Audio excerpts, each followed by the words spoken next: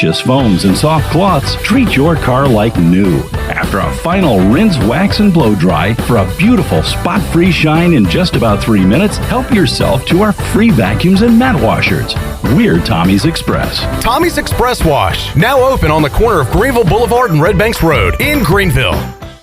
There's no better time to drive away with a quality pre-owned car, truck, or SUV from Greenville Auto World. Greenville Auto World is your authorized rough country dealer. We specialize in lift and leveling kits along with custom wheel packages. Whether you're looking for ground clearance or enhancing the appearance of your vehicle, trust our team for your off-road experience. Greenville Auto World, 3840 South Charles Boulevard across from Hardee's at Bell's Fork, or online at greenvilleautoworld.net. Spring is a great time to plant flowers, trees, and bushes. When planning your landscape, please keep in mind that you should never plant anything within 3 feet of a gas, electric, or water meter. The same thing applies if you have an electric transformer in your yard, except keep plants 8 feet clear of the front in case crews need access during a storm or an outage. Always remember to call 811 at least 3 business days before you dig to avoid underground lines. This important safety message is from your neighbors at Greenville Utilities. How much does the word reliable mean? Sure, all businesses describe themselves as reliable, and we certainly wouldn't expect any business to be unreliable, but when you take a word like reliable and make it your way of life, the entire core of your business, it tends to mean a little more. And it's something you have to show people, not tell them. At Delcor, we show it by being there the same day you call. We show it by simply doing outstanding work with exceptional products, a family-oriented work ethic, and genuine caring for all of our neighbors throughout Eastern NC, because in a time of need, we know the first and the only thing you need is someone you can count on. That's why we only use equipment you can count on too, like a train comfort system. It's hard to stop a train. Delcor can have a new train comfort system installed in no time, or we can provide an AC tune-up to make sure your system is performing well. So will your system keep you cool all summer? Find out. Call us. We're Delcor, the service professionals, reliable for over 4 decades. Visit delcorinc.com today. At U.S. Cellular, we see our customers as more than just customers. They're neighbors. When you switch to U.S. Cellular, you can get the new Samsung Galaxy S21 5G for free with no hidden requirements. As a neighbor, you deserve it. U.S. Cellular, America's locally grown wireless. Terms apply. See uscellular.com for details. Does the idea of going to your local U.S. Cellular store make you feel a bit uncomfortable? Tired of the hassle of waiting and wearing a mask? Let Toby Williams and his outside sales team take away that worry. They will come right to your home or office and drop your phone off on the porch or at the front desk for you. Saving you time and worry is what the team at Cellular Warehouse is all about. Call Toby today at 252-799-7051 and let them help you with all of your wireless needs. Cellular Warehouse, your local U.S. Cellular authorized agent. This is Pirate Radio, WGHB Farmville, 1250 and 92.7 FM Greenville, WDLX Washington, 930 and 104.1 FM Washington. The following is an exclusive presentation of Pirate Radio, the voice of the pirate nation. Welcome to Pirate Radio Live. You can paint this one purple! Now live from the Pirate Radio studios in the heart of the Pirate Nation, here is your host, Clip Brock. Hello, everyone, and welcome into Pirate Radio Live here on a Monday. Clip Brock here with you inside the Pirate Radio studios and coming to you on Pirate Radio 92.7 FM in Greenville, 104.1 in Washington. We are online, pr927fm.com. You can find us on 1250, 930, and watch the show on Facebook Live and on YouTube. We got a lot of great stuff up right now on YouTube, including interviews with Mike Houston, Tyler Sneed, DJ Ford. You can see those from Sunday's ECU football practice.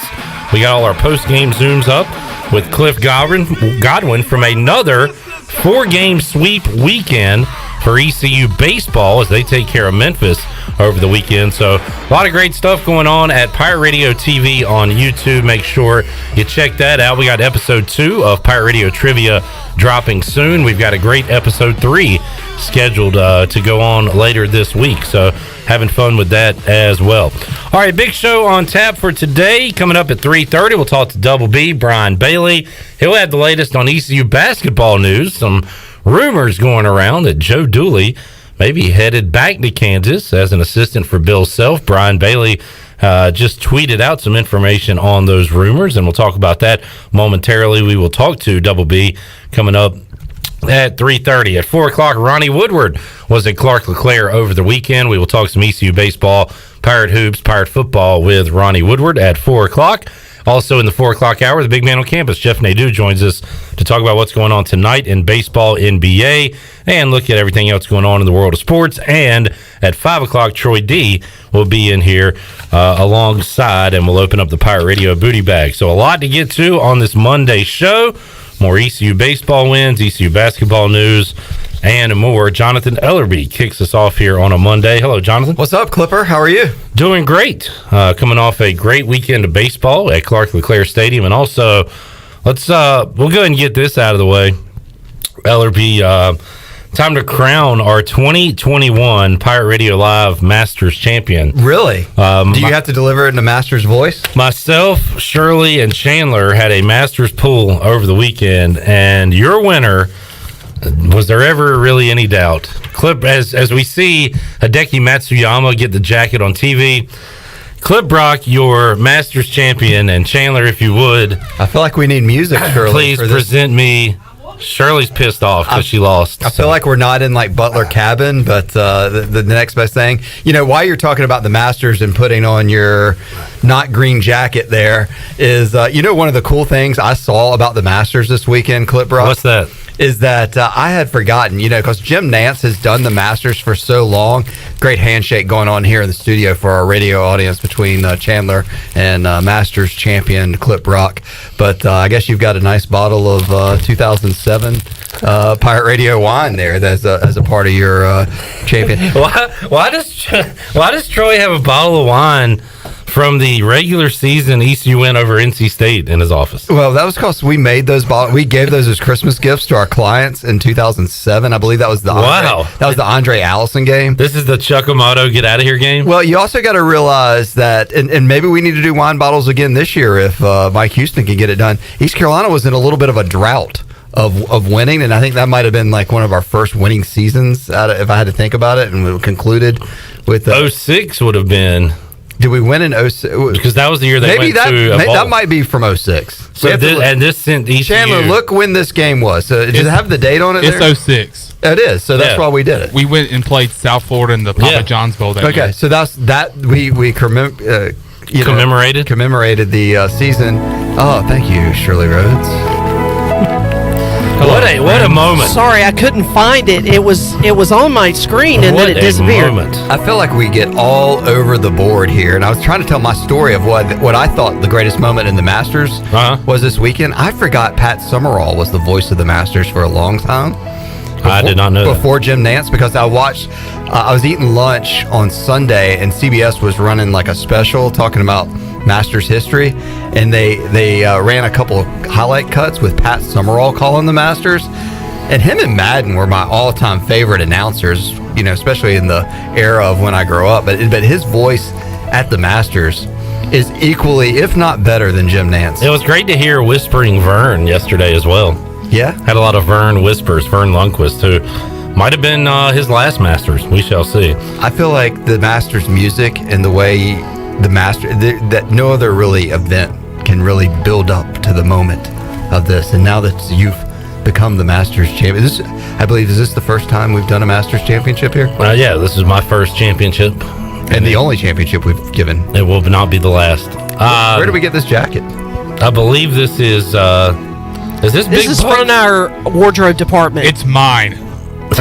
Is it really yours? Wow. It's Jim Rome's. No, it's this is Jim Rome's jacket. Hilarious. Give me back my jacket!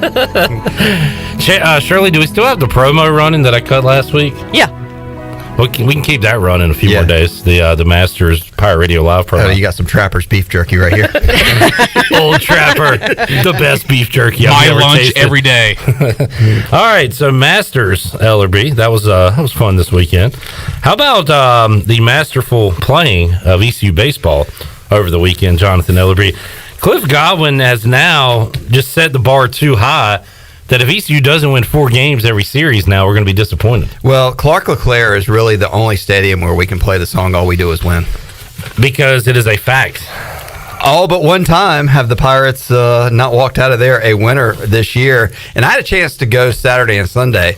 And another fast fact when the Ellerbe is at a baseball game is how many people come up to me and go, "Is that Clip Brock doing the PA?" So you were well liked. Yes, it is. Out in the jungle and all about. Because that guy sucks. I always hesitate being like, I don't know. What do you think? Like, I look around to be sure you're not like drinking beer around me somewhere, like if they're pointing at you. But if I'm at Clark LeClaire, I'm up there. Yeah, you're behind the mic doing your PA skills. But exciting games Saturday and Sunday. Excitement time. Yeah, I went out there. I saw all of the Saturday game, the 4-hour affair that ended in the exciting kind of walk-off era sort of deal, but a win's a win. And then the hot 8th inning that projected them over to Memphis on Sunday. But certainly the mops are popular in the jungle. No doubt, mop it up. That's 2 straight. ECU 8-0 in conference play, just off to a fantastic start. Now is the perfect time for a review of your home, auto, and life insurance with a trusted and experienced agent. Call ECU grad, former Pirate Brandon Manning with Farm Bureau Insurance at 531-1812. Call Brandon today, 531-1812, to schedule a review and get a free quote. And, man, a lot of winning. I've seen Brandon at a lot of those baseball games. He is one of the Pirate fans celebrating. And Ellerbe is still not 100% capacity, but those fans make a difference. And in some of those moments you're talking about, the walk-off leading up to that, the big 8th inning for the Pirates, ECU, Cam Colmore, Garrett Saylor getting out of jams.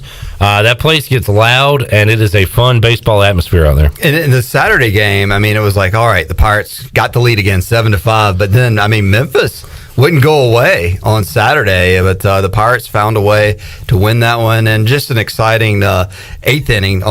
We were talking, everybody was like, man, I hope we can go ahead and get the lead in the 8th inning, not have to do it in the bottom of the 9th like the day before. But an impressive, undefeated start to the season. But the Pirates will hit the road for 4 games against Houston this week, and we'll have to see if their bats and arms are as good on the road as they've been at Clark LeClaire. How about 2 weeks of conference play and already 3 4-game sweeps? ECU has done it twice. Wichita State did it over the weekend. They are 7-1 in league play, and Houston sitting at 1-7 right now in conference play. So the Pirates getting another opportunity to beat up on a struggling team. They'll have a chance to do that on the road for the first time this conference season, beginning this Friday. Yeah, and the Pirates kind of holding steady around the 8th and 9th spots in the D1 and Baseball America polls.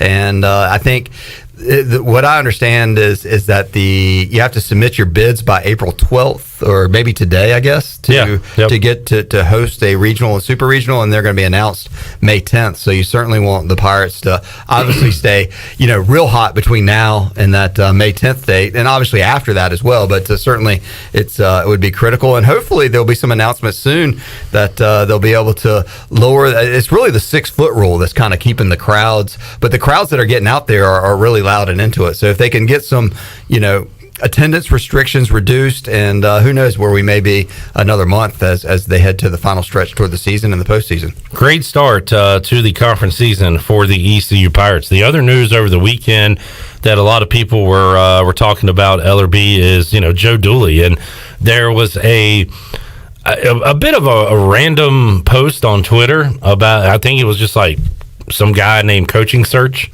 Like that guy, Mr. Search. Yeah, Miss Your Search said that Joe Dooley was potentially returning to Kansas as an assistant for Bill Self, where he spent a lot of years. And then, Igo, Troy D, both saying that there was some smoke here and could be some fire to go with the smoke. So we've been following this. Here's the latest, at least from what we've heard. Brian Bailey tweeted an hour ago, just got off the phone with Joe Dooley. He told me he has spent his morning reassuring recruits that he was the Pirate coach and there was nothing to the Kansas rumors. So that, according to Brian Bailey, who talked to Joe Dooley earlier this afternoon. So when you saw the tweet from Mr. Search, were you shocked? I was not shocked. I had heard during the year that the people that know Joe Dooley well had told me that maybe he's getting burned out by this, and maybe it's just like banging your head against a brick wall trying to fix Pirate basketball. Then you get the real nail in the coffin that Jaden Gardner is transferring. So it did not completely shock me at all. No. Yeah, I didn't. I mean, when I read it, I was like, interesting. I wasn't like, oh my goodness. The Jaden Gardner was on the scale was a little more. I wouldn't say shocking. I mean, that was more surprising than I think if Joe Dooley. If I'd have told you Joe Dooley or Jaden Gardner was leaving, in this scenario, who would you have placed first? I would be more shocked that Joe Dooley would leave than Jaden Gardner. Oh, really? Yeah. Especially to go be an assistant. Yeah. I mean, it's basically waving the white flag and saying, all right, I can't get it done here. Well, I mean, you're waving the white flag, but he's getting ready to have his whole roster changed again. And, I mean, you just kind of wonder, I mean, how long of a leash does Joe Dooley have to get East Carolina basketball fixed? I'm not trying to run Joe Dooley off because this is the mission impossible here, but it's like, at what point does he see that Bill Self gets a lifetime contract, and it's like, you know what, maybe it's less money, but I mean, he is going to be in March Madness every year and be at a top, and you're going to have a lot more fun winning and not having the pressure to do, being the assistant at Kansas than being the head basketball coach at ECU. Yeah, I mean, it's like, would you rather be the 8th or 9th man on the Lakers with LeBron or be the one guy with Minnesota? Yeah, it depends. Yeah, I mean, it depends on where you are in your career. If you're a young guy, you want to be the man. If you're an older guy, you want to ring chase. Yeah, but after a while, you realize you can't just be the man. One man can't get it done, and you need men and a team to get it done, and you eventually get burned out. And I hear you, but again, it's part of his doing too that they're overhauling the roster. Sure, for absolutely. the second time in 3 years. Yeah, so we'll see where this goes. Brian Bailey talking directly to Coach Dooley. So we'll have to see how it plays out this week. And Jaden Gardner expected to make an announcement today on where his future is. Some other ECU news and notes. ECU's Bryson Worrell has been named the AAC Player of the Week. Shame on the ECU opponents for not taking care of the Pirates while Worrell was struggling, because he's back, Gavin's back, like Lane Hoover's back. Like, I don't know, man. If you didn't get the Pirates while all that was going on, you might not get them this year. And let's not forget about pinch runner Matt Bridges with the awesome slide. Again, a great moment. The guy has already had a big-time pinch hit, RBI single this year. He then gets a huge run in the game on Sunday as a pinch runner, scores from second on a base hit. So, and Cliff Godwin explained why he did that. Shirley, do you have the Godwin cuts ready? Cliff Godwin was asked post-game, this is cut 3, why he used ECU pitcher Matt Bridges as a pinch runner.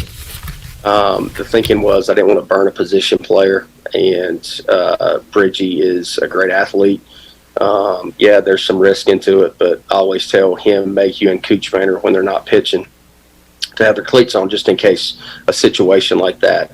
And to be honest with you, they're faster than some of the position players that we have left on the bench when Riley Johnson is in the game. So I didn't want to burn Starling, because I knew if Ryder had to come in to pitch, then Starling was going to have to come in and play second base, because we had pinch hit for AMAC with Newton in the 7th inning. So the thought process was, hey, we've talked about it. Bridgie was ready, and he went in there. And, Josh doesn't score if he's at second base. I'm not trying to take the credit for it. Bridgie just is faster than him. He actually slipped when he took off at second base. And, of course, that made me have to make a decision to keep rolling him. But I said, hey, that guy's going to have to throw him out, and he made a great slide. All right, Matt Bridges could be the best athlete on the team. I thought it was Bryson Worrell, but now I'm almost ready to give it to Bridges. Yeah, I mean, the cat's out of the bag now.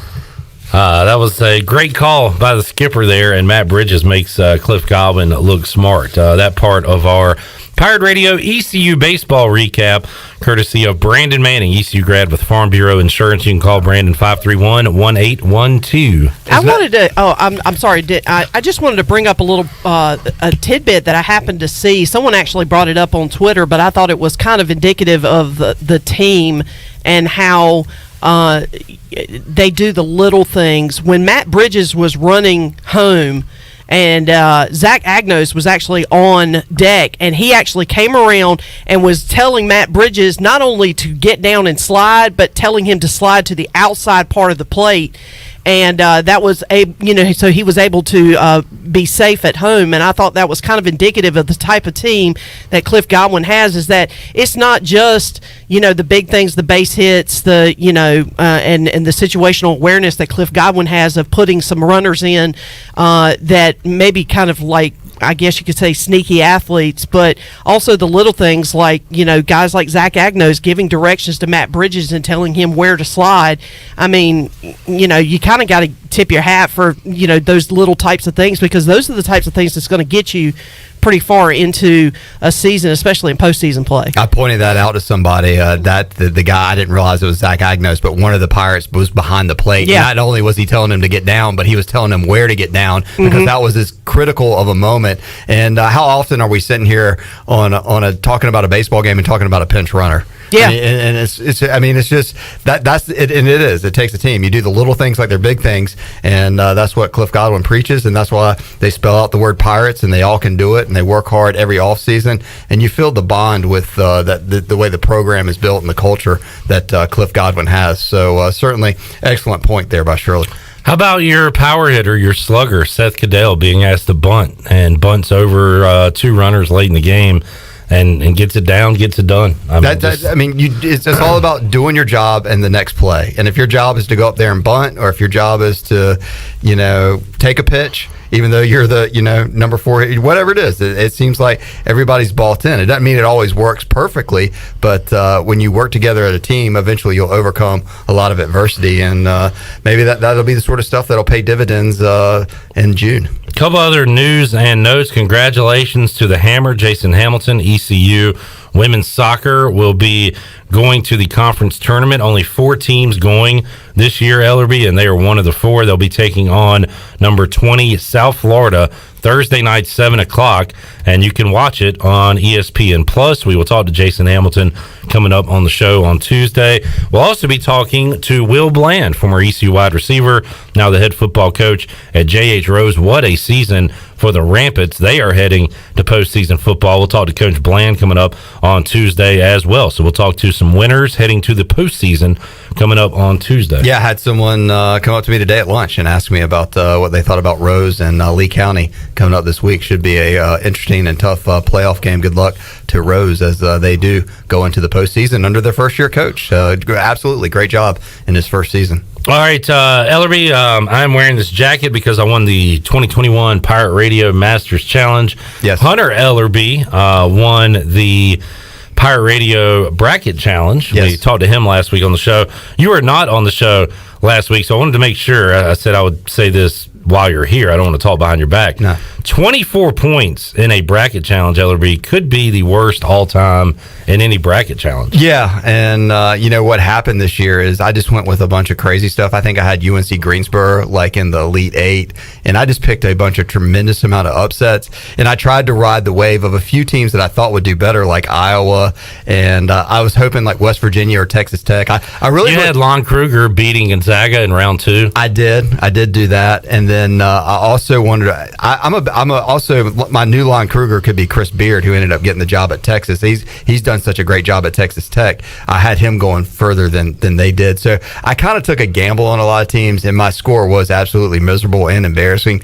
But it sets up a great worst to first moment next year, and it's also probably better for morale if I don't win the March Madness tournament. If I win and I put the kind of the rules up there, Shirley kind of enforces it. But if I win and take the gift card down, did you tank it a little bit? Maybe I did tank this year to get like the best pick.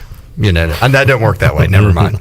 So I did have a question for you. Congratulations on your Masters win. Thank you. And Hunter, by the way, did take Troy's kids to Bagel Man over the weekend. He had his first experience, had a delicious cinnamon bun there. So that's checked off the list. Still waiting on the other places that he needs to go that I know y'all talked about when Hunter was here last Burger week. King and Taco Bell. So we're still in a holding pattern on those. But now that you're the Masters champions, one of the big things, what's going to be your dinner next week? Yeah. Now I get to choose. You get to pick the menu. And that's a great point, Ellerbe. So, you're in charge, and this is an important tradition. You're starting here at Pirate Radio. This jacket that that was loaned to you by Chan Rome, it needs to carry you need to have a lot of the traditions that go on. Like you need to parallel and mirror those traditions of the Masters. So I expect by the end of the week you to lay out your Masters meal for next year. Yeah, we'll have to remember that. I'll bring in the meal for us next week during the Masters. That sounds good. Old Trapper.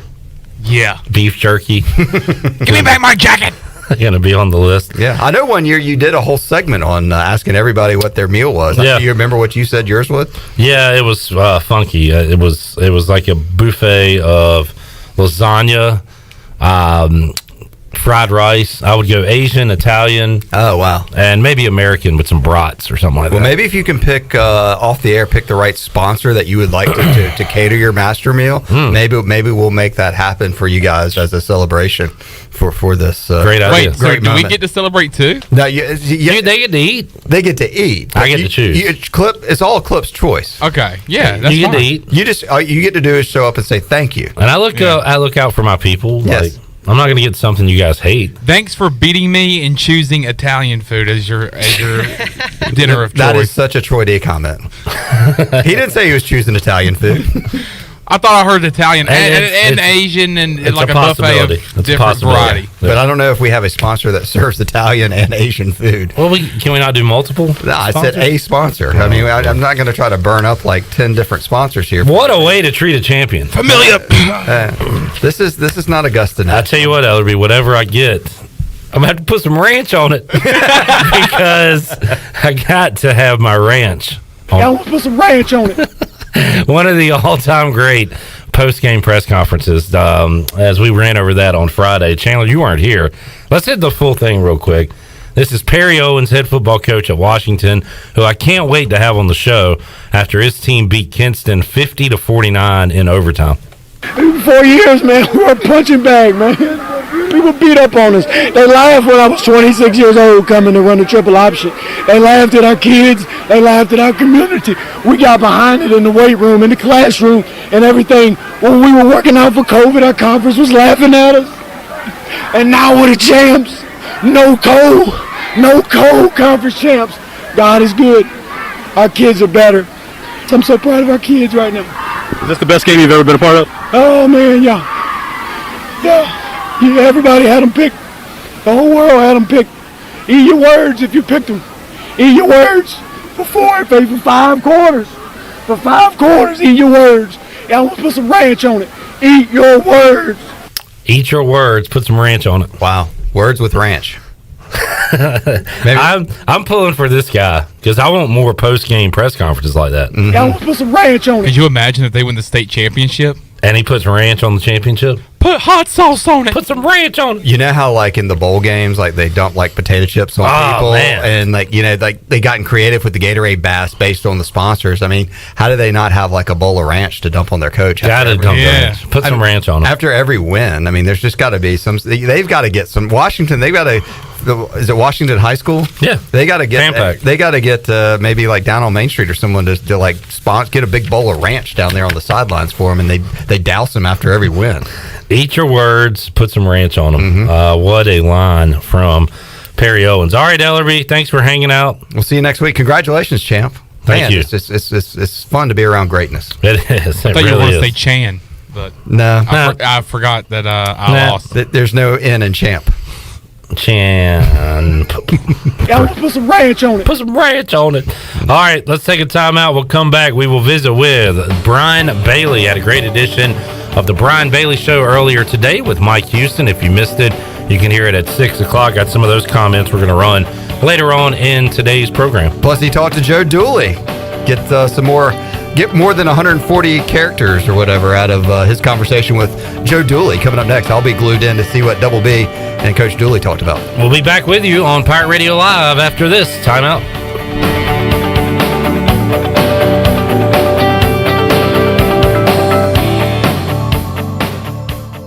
Hey Birdland, as we welcome fans back to Oriole Park this season, we've set up some game day health and safety policies to keep everyone safe. At Oriole Park, this includes limited capacity pod seating, cashless transactions, mask mandates, and other policies. Get game day ready by purchasing tickets online for easy and contactless entry into the ballpark. Your energy fuels Birdland, and we're excited to welcome you back. View our complete list of game day health and safety protocols at Orioles.com/welcome back. 0% alcohol, 0 grams of sugar, full Budweiser flavor. For all the moments you want a beer and need to stay on your game. Budweiser Zero. 0 alcohol, 0 compromise. Here with Mike Mullis from Fixed NC. And Mike, you were telling me the other day, people ask you all the time, I didn't know you did that. What does that mean? You know, anything that involves property damage repair, call us first. If it's your crawl space, you've got interior humidity issues, a water loss, your ice maker line breaks, obviously fire and smoke, everybody knows we do those. But anything that involves interior or exterior property damage, we're your repair experts. Mike, how can everybody get in touch with you? 252-999-0001 or fixednc.com. The convenience of Pitt Greenville Airport is waiting just outside your front door. Service is back, so you're connected to destinations worldwide through flights from American Airlines. Plan your next trip. Book your flights today at flypgv.com or aa.com. Ready to travel and take a trip? American Airlines has recently added more flights in and out of PGV. Book today and enjoy the friendly convenience of flying from your local airport. American Airlines, now with more flights available at PGV. Book today at aa.com. PGV, where the pirates fly. UBE and PirateWear.com are proud to offer the Pirate Nation its largest inventory ever. Brand new Adidas is arriving daily, along with Under Armour, Columbia, and Russell Athletic. UBE is loaded with cargo, and new items are being added daily to PirateWear.com. Be sure to check out our children's store, The Crow's Nest, for all of your young pirates. UBE and PirateWear.com, an ECU tradition for 50 years. Go Pirates!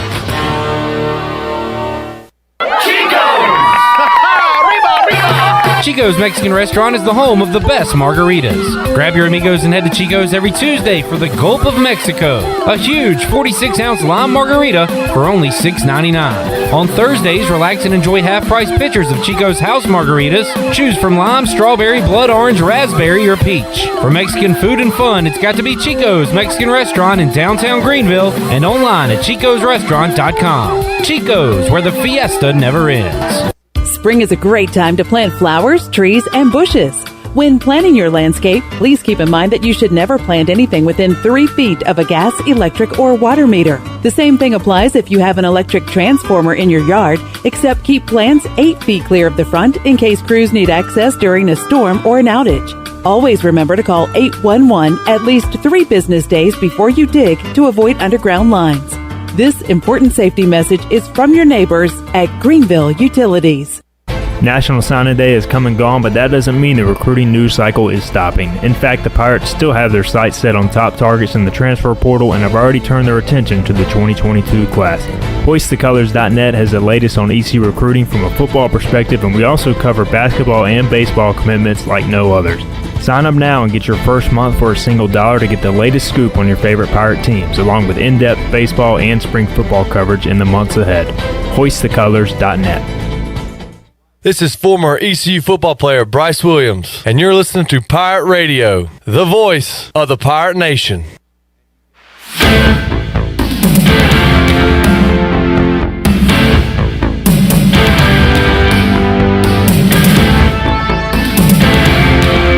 You're listening to Hour 1 of Pirate Radio Live. Now, back to the show. Welcome back. Tommy's Express Car Wash. Come experience the difference at Tommy's. Now open at the corner of Greenville Boulevard and Red Banks Road. Doesn't your car deserve it? Visit Tommy's Express Car Wash today. Now let's head back in to Pirate Radio Live. Here is your host, Clip Brock. Back with you on Pirate Radio Live here on a Monday. Shirley, Chandler, both here. Yep. I was just told to remind you, or to ask you, who won the NASCAR race? Martin Truex Jr., friend of Pirate Radio. All right, that's what Troy told me to ask. All right. That really added to the show. Thank you, Chandler and Troy. Let's head out to the Fixed NC Live line and visit with Double B, Brian Bailey, who I add to the show because he just spoke with Joe Dooley a moment ago, and a lot of rumors going around about Joe Dooley right now. Double B, how you doing today? Not too bad. How's everything? It's going great. And how's it going for the current head basketball coach at East Carolina? Bailey, what do you know about the Joe Dooley rumors that he might be returning to Kansas to be an assistant coach there with Bill Self? Well, I talked to him about, I guess it was about 1:30, and he basically acted like he really didn't understand why the story came out like it did. And if you go back and look at the tweet, it basically said that East Carolina could have an opening if Joe Dooley returned to Kansas, which is a true statement. But if there's nothing going on, because the tweet kind of sounded like there was something in the works, and everybody got all worked up about it. In talking to Joe said he spent most of this morning talking to recruits to make sure they understood that there was nothing to it, and that he still wanted them to come. Everything was on pace to go. So that's the story that I got from Joe. I mean, he really acted like he was surprised that it was. He said his exact quote was something to the effect that I don't look at Twitter. I don't do Twitter. A friend of his sent him the picture of the tweet apparently yesterday, and that's the first word that he got of it. And he also said he thought that he hadn't talked to Bill. He said he hadn't talked to Bill this weekend, and that he had heard through somebody else at Kansas that Bill had somebody else that was already on the road as far as recruiting goes to perhaps fill that slot. But I don't know much about Kansas basketball, so I don't know what, on that end of it, but that was just what Joe told me as far as the East Carolina side is. And a lot of that makes sense because there wasn't much information coming out of East Carolina because maybe there wasn't anything to inform anybody on. Apparently there wasn't. Yeah, but a lot of people are talking about it, Bailey, and by a lot of people, I mean the social media, Twitter. It was being talked about in the press box at ECU yesterday amongst ECU employees. What is going on here? Do you think that's enough where a formal statement needs to come out from John Gilbert, Joe Dooley, or do you think they use Brian Bailey's statement out there and just kind of move on business as usual? Well, they probably need more of a statement. But I just think it depends on how Coach Dooley looked at it. It was no big deal because as he told me, there wasn't anything to it. Now it's just one of those things that with Twitter, you can go on Twitter and basically say anything you want, and you're not held accountable. So it doesn't matter. There's no accountability for anything on Twitter. Yeah. And so it's a matter of if you tweet out wrong things, a bunch, then maybe people don't believe. Someone just tweeted out, I don't know if you saw this or not, but they tweeted out that Jaden Gardner was going to Virginia Tech, and Virginia Tech wasn't on the 5 schools. So I don't know whether this guy's totally wrong or. To my knowledge, Jaden hasn't announced it yet. No, I don't think so. He has. Yeah. Oh, yeah, I see that now. ECU transfer has committed to Virginia Tech, according to a source. Big turn of events. So you're right. That was Brian Rogers. And if Brian Rogers is wrong, then what happens? He deletes the tweet, and nobody remembers it a week from now. That's right. So it's completely different than it, I say back in the old days, I sound like my dad, but if this story had been going on, 20 years ago, when I talked to Joe, then I'd type up my for the 6 o'clock sportscast, and I would present it to the world at 6 o'clock. But in this day and age, you present information as soon as you get it, but you try to still present the information as you know it, and that's that's as good as you can do, as far as I'm concerned. You go to the source and see what they say, and we don't, you don't know if, because in coaching situations, you don't know the whole story ever. Was this, when coaches say, well, they never offered him the job. Well, they may not have offered him, but they may have said like, hey, well, you're interested or this and that. Semantics are a big deal. But according to what Coach Dooley told me today, he spent the morning calling recruits, reassuring them that he would be at East Carolina, and he thought it was much ado about nothing. There you go, from Double B, Brian Bailey, who spoke with Joe Dooley earlier this afternoon. Bailey's had a busy day talking to head coaches. He talked to Mike Houston at noon on the Brian Bailey Show and had Coach Houston on for the full hour. If you missed it at noon, you can do a couple things. You can check it out at 6 o'clock right here on Pirate Radio, or you can go watch it whenever you want on Facebook Live, on our Facebook page and on YouTube. But Bailey, a good hour to get with Coach Houston, and he's in a good mood, Brian, now that they're back off a COVID pause and getting some good work in out of the practice fields. Yeah, and I was really interested to hear, his take on trying to get the players vaccinated and there is, there are some players that aren't comfortable with the vaccine. And, as he talked about, and as I've said, it's a family type decision I think that you have to make. I think it's an individual decision that you have to make. But, and some universities are coming out. Duke is one of them that's come out and say, hey, if you don't have a vaccination card, you can't come on campus. So it'll be interesting to see how all that plays out. But I'll be more than glad to be past all that, where you don't even have to talk about COVID-19 or coronavirus or anything like that when you have a coach on, and just talk about the X's and O's. And we did most of the hour was based on this player, that player, who's doing well, what do you need to tweak going into the upcoming season. And I'm just excited about August coming around, and then the 1st of September when the Pirates hit the road on that Thursday night in Charlotte. Yeah, and you asked them about it, and Coach Houston said they've already got some App State prep going. It's going to be a big football game when you look at the schedule this year, Bailey, and what ECU is up against, and also the fans' thirst for another bowl game, for another 6-win season. And if you want 6 wins, App State might need to be one of those wins. Yeah, I mean, obviously when you look at what the schedule looks like and where the wins are going to come from, I mean, it's, the American's a tough football league, and the Pirates have struggled in the American, but I think, Coach Houston likes a lot of this team, and you can just tell by his voice, you can just tell by the look in his eye that he really likes, certain parts of this team, and they're trying to, put it all together. And he says, they walk with a little bit of a swagger now, that they know that they're better than they were, and they've got to keep improving. But I just can't wait till football gets here again. Got some comments from Tyler Snead, DJ Ford, and also Mike Houston will run later on today's edition of Pirate Radio Live. Bailey, another coach you talked to over the weekend, Cliff Godwin. The winning ways continue. I said it earlier, Bailey. He has set such high expectations now that when the Pirates only win 3 games one weekend, people are going to be disappointed that they didn't win all 4. Just an unbelievable start to this conference season for the Pirates. Yeah, and you look back, to what they've done in conference play over the, if you don't, last year they didn't get to conference play, but the year before that they were so good. And really, it's interesting when you hear Coach speak and what coaches talk about. But, Coach Godwin has those guys believing that every game they go out there is a different entity. And what you did in the game before has nothing to do with what this game is. Yeah. And I believe those guys see it. And there seems to be a different hero every game. And you get a guy like Josh Moreland who struggled against that left-hander all afternoon, and then he gets the right-hander and gets the game-winning hit basically because they took the lead and extended it from there. So it's really fun to watch. It's fun to watch him coach. It's fun. I was sitting fairly close to home plate, and I believe it was in the top of the 8th when Coach Godwin got the umpire pretty good about a ball strike call, and it's fascinating to me just to watch and listen to all the sights and sounds, and to have all the fans, that are allowed to be back into Clark LeClaire Stadium. That's just a real plus. And Bailey, just so many different things happen during a 4-game series, and great pitching performances, clutch hitting, and how about some clutch base running by Matt Bridges over the weekend, just adding to the Matt Bridges story. He's already come in this year and knocked in a run on a single when he pinch hit, and now pinch running scores a big run for the Pirates on Sunday.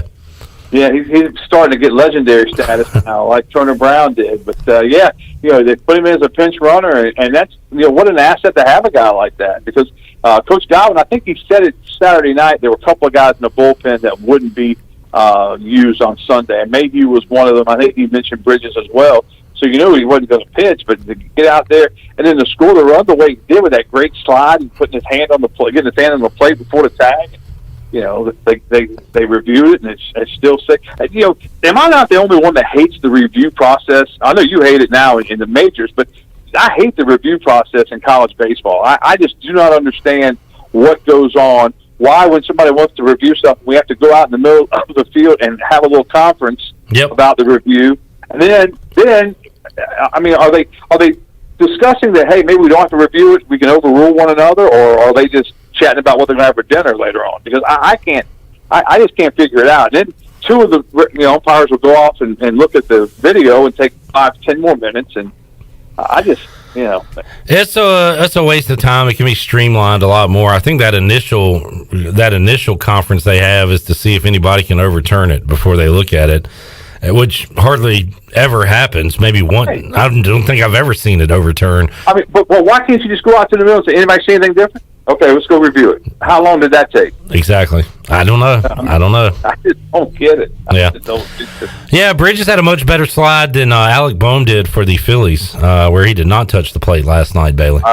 Everybody here at the station's fuming about that still. Got screwed on that one. Bailey, you say every year you're going to be a better baseball fan. Are you following the Cubs this year? They're struggling, right, to hit the ball? Yeah, 4-5. Yeah, not hit the ball very well. Pittsburgh put it on them a couple of times, but they only won a game under 500. I think years like this, when the Cubs aren't expected to be very good, the closer they can stay around 500, get to the All-Star break, and then see if they can win some games after that. But I did watch a little bit of baseball this past weekend. I did go to bed early last night. Didn't watch the controversy that was the Braves and the Phillies. But I missed that as well. I missed everything last night. WrestleMania and the Braves call. I dozed off a little early last night and missed all the good stuff, all the theatrics that were going on. Talking to Brian Bailey. Bailey will talk to Will Bland coming up on the show on Tuesday. And man, what a year those Rampants have had. And now they will move on into the postseason.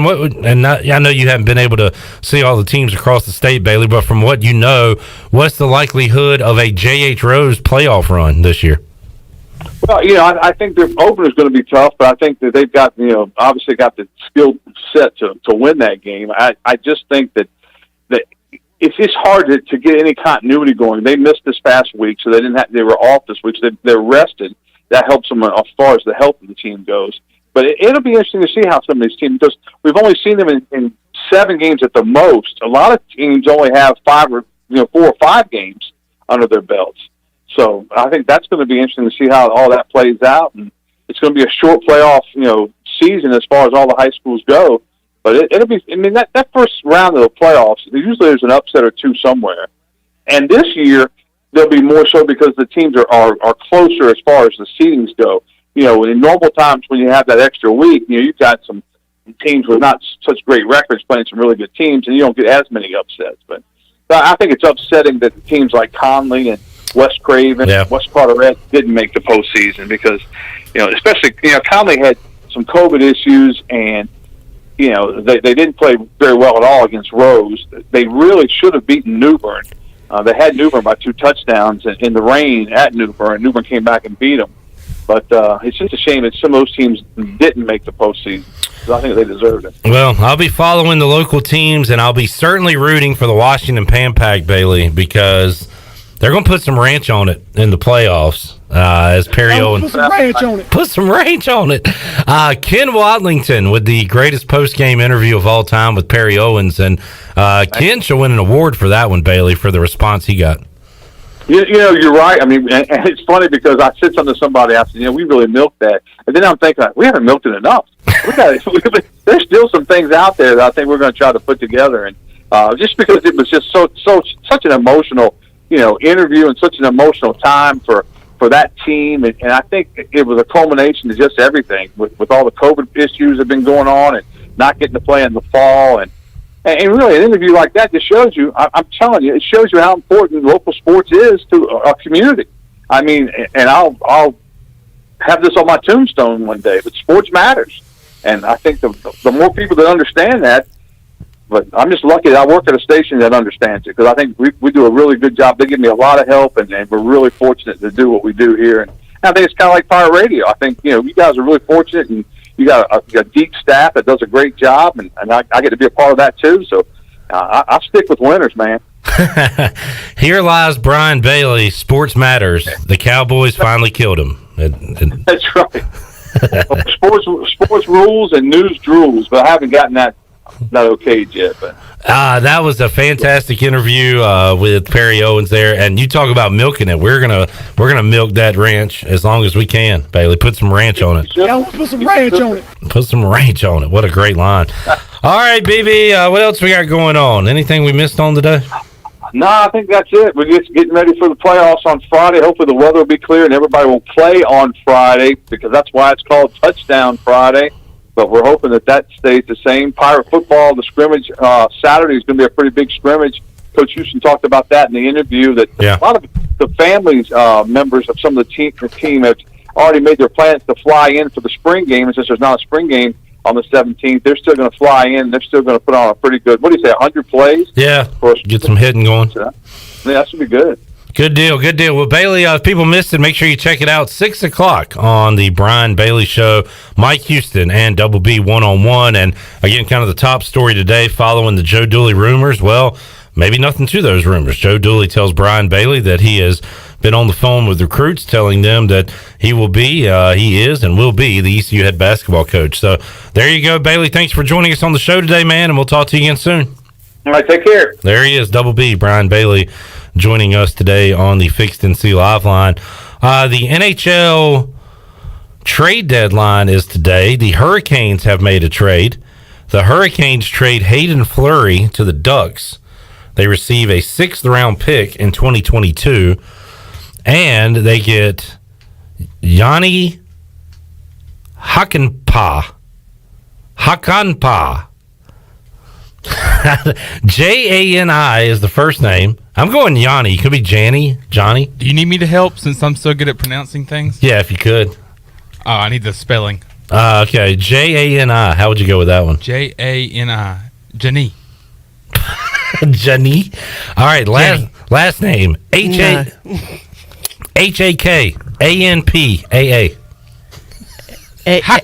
Hakanpaa. Hakanpää. Johnny Hakanpää. Sounds like you're hocking up something. Johnny Hakanpää. He is a defenseman.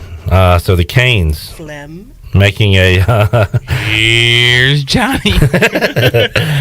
Johnny Hakanpää, your newest member of the Carolina Hurricanes. All right, let's take a timeout. We will come back, wrap up hour number 1. A lot more to go on Pirate Radio Live here on a Monday. Back with you after this.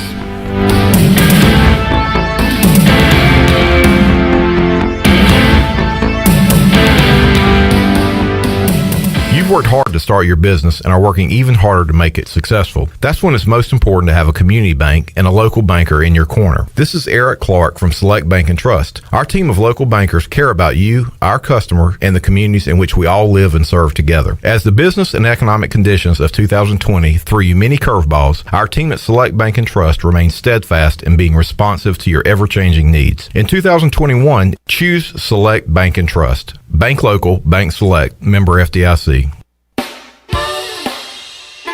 The best place in Greenville to unwind after work and have fun is AJ McMurphy's. AJ's has daily food and drink specials and an awesome patio perfect for some outdoor dining. Stop by AJ's on Monday for open mic, music on the patio on Tuesday, sports trivia with me, Clip Brock, on Wednesdays, and music bingo on Thursday. AJ McMurphy's, Turnberry Square at Bells Fork, and on Facebook, Instagram, and Snapchat.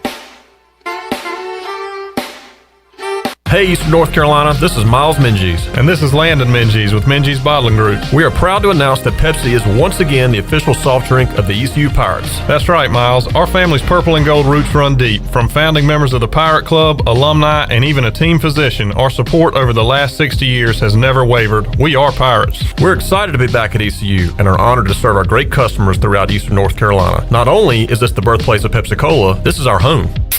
Cheers, Pirate Nation. I like the sound of that. Support local, drink local, stay safe, and drink Pepsi.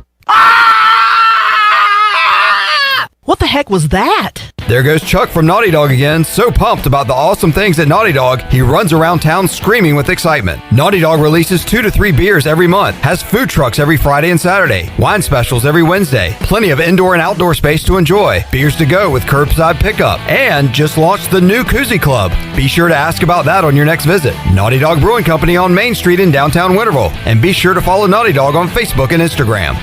Hi, this is Jeff Charles, and welcome inside the booth. Wait till I tell you about this coaching giant from yesteryear. It's hard to believe. Coming up next. The Pirate Radio Podcast. John Gilbert, ECU Athletic Director. For the immediate future, there are really 3 things I'm kind of focusing on. 1 is stabilizing our budget. 2, competitive excellence.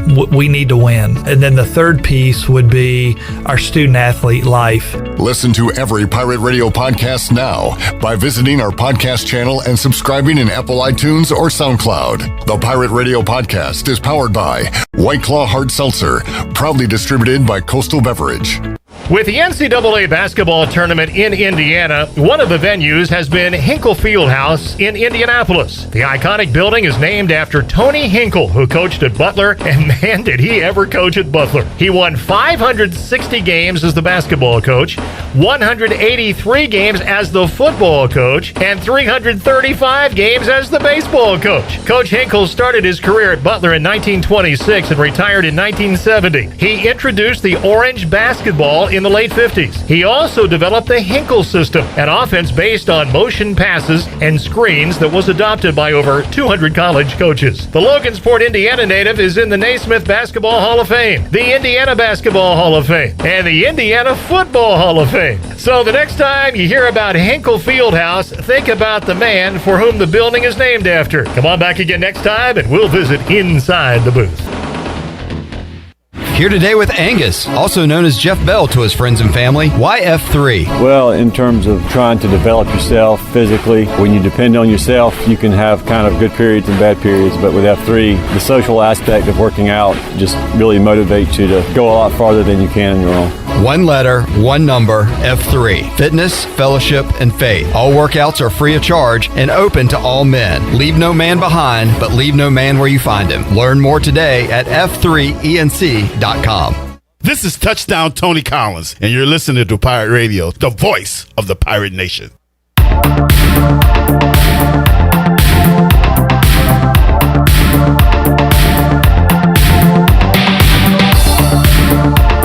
You're listening to Hour 1 of Pirate Radio Live. Now, back to the show. Welcome back. For the latest breaking news, interesting stories, and awesome contests that can make you a winner, be sure to follow Pirate Radio on our social media on Facebook, Twitter, and Instagram at PR927FM. You can also find us on Twitter at FreePR927FM. Join the close to 50,000 followers today at PR927FM. Now let's head back in to Pirate Radio Live. Here's your host, Clip Rock.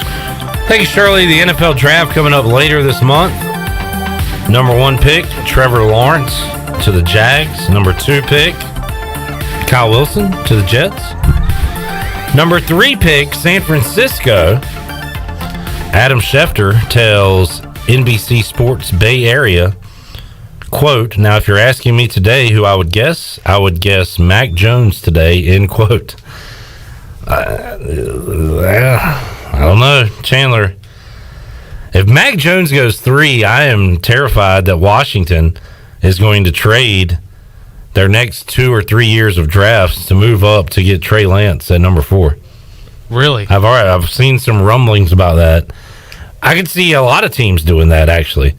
If you're the Falcons, would you rather take your quarterback of the future if Lance is there, or trade it and get a ton of picks? I would probably get the quarterback for the future. Yeah, that's and what I keep was all thinking. those picks, right? Yeah. But I mean, because Matt Ryan can't be there forever, and he's been there long enough. And again, we don't know. This is Adam Schefter's opinion. Now he's basing his opinion on something. What? I don't know. But it still could be anybody at this point. It could be Lance. Heck, it could be Fields. Yeah. But the Mac Jones to 49ers have definitely gained steam since that trade was made a couple weeks ago. Sam Darnold has been introduced in Carolina today. A lot of people thinking that the quarterback situation is taken care of in Carolina.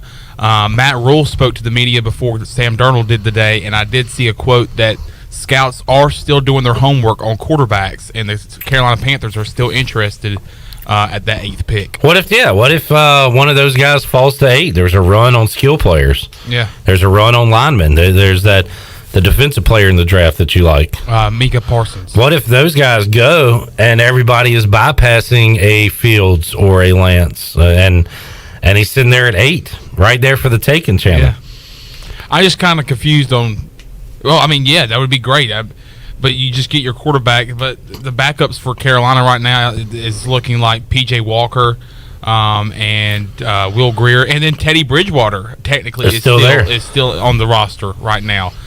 He's looking at moving elsewhere. We've given him permission last week to seek a trade, to talk to teams. So we'll see where Teddy goes. But, yeah, if a guy's there, like maybe Trey Lance at 8, I mean, why not take him? I mean, the Panthers have done this with Darnold to set themselves up so they don't have to make a trade in the draft. Like they're picking at 8th now, no matter what. That's a done deal.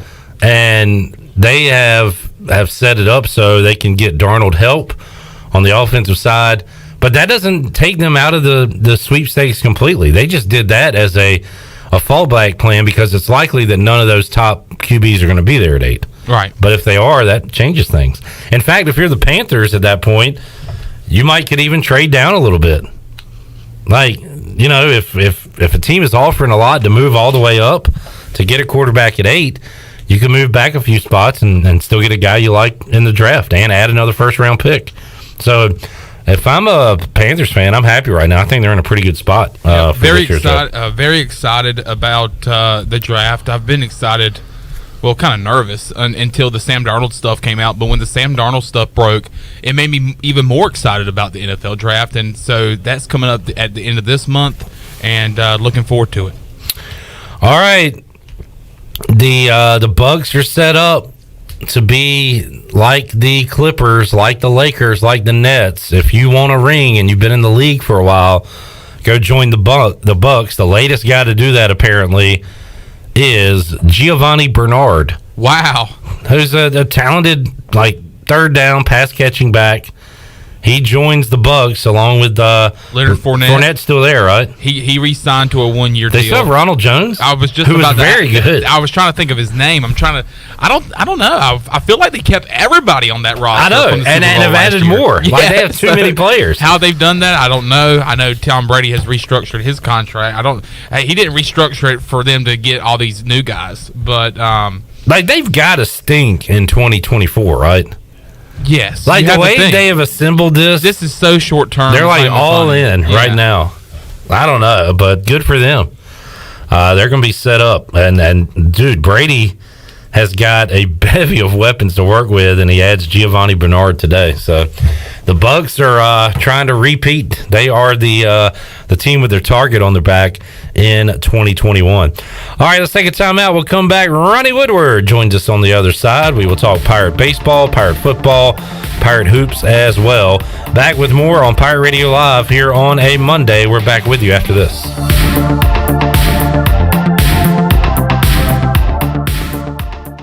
The area's #1 pool builder for over 40 years is Greenville Pool and Supply. From fiberglass to vinyl to custom concrete, they do it all. And if you already have a pool, make sure your water is clean and safe this swim season with the help of the pros at Greenville Pool. If you bring a water sample to them, they'll test it for you in the store for free. And going on now is the annual water care sale with 20% off all water care products in the entire store. The 20% off sale is going on now until Saturday, April 17th, but only at Greenville Pool and Supply. I can't think of anyone who doesn't love a clean car, but how often do you actually go to the car wash? Does it take too long, or maybe it's just not a very nice place? Tommy's Express changes everything. Our wash is bright, inviting, clean, and fast. I love the flat conveyor belt. So easy to pull onto, much smoother ride, and safer for my car. And when you join Tommy Club, you can wash as often as you like for one low monthly price. I save money and time. We're Tommy's Express. Tommy's Express Wash, now open on the corner of Greenville Boulevard and Red Banks Road in Greenville. White Claw Hard Seltzer, a wave of refreshment. Crafted using our unique Brew Pure process. Made pure. Nothing tastes like White Claw Hard Seltzer. White Claw Hard Seltzer, available in 5 fruit flavors, 2 grams of carbs, gluten-free, and 100 calories. Find it at whiteclaw.com. White Claw Hard Seltzer. Nothing tastes quite like it. Proudly distributed by Coastal Beverage. Please drink responsibly. At US Cellular, we see our customers as more than just customers. They're neighbors. When you switch to US Cellular, you can get the new Samsung Galaxy S21 5G for free with no hidden requirements. As a neighbor, you deserve it. US Cellular, America's locally grown wireless. Terms apply. See uscellular.com for details. This is Brandon Tate, owner and operator of Atlantic Wireless, an authorized agent for US Cellular since 1997. Visit atlanticwireless.com to find the store near you. We go beyond the call. Here with Melissa from ENS Hemp Company. Melissa, tell us how your products and services can help people. Well, for over 2.5 years, the team at ENS Hemp Company has been helping educate our community on the many benefits of our products. Our customers have seen great success dealing with everything from stress, anxiety, fatigue, pain, and PTSD, just to name a few. You can come in today and our staff can help you find the best products for your needs. You can visit us at Fire Tower Road near Sam Jones Barbecue or enshempcompany.com. Wait up. Papa John's has a new stuffed crust? Oh, we did it. All our tweets, DMs, and carrier pigeons worked! This ain't just stuffed crust. This is Papa John's crust. Stuffed. Hey, Pirate fans, order the new Epic Stuffed Crust One-Topping Pizza for only $12. The new Epic Stuffed Crust Pizza is the MVP move for game day or any day. Place your order online at papajohns.com and sign up for Papa Rewards. Papa John's, the official pizza of the ECU Pirates.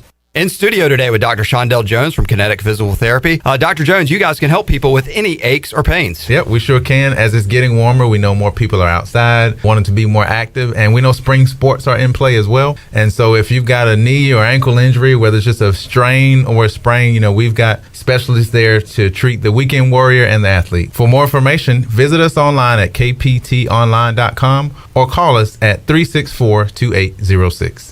Great food, great atmosphere, and great service is Ottavola Market Cafe. Ottavola is simply a restaurant that focuses on that, being a great restaurant. There's something for everyone at Ottavola. The menu offers a variety of great choices like pastas, pizzas, sandwiches, soups, salads, and seasonal rotating selections. Lunch or dinner, Ottavola is always the right call. Call ahead and get Ottavola to go, or stop by the bar for a drink with friends. It's simple. Come and eat at Ottavola Market Cafe, Red Banks Road next to Food Lion, and OttavolaMarket.com. Ottavola, Pirates supporting Pirates. This is Pirate Radio, WGHB Farmville, W224EI Greenville, WDLX Washington, and W281CH Washington.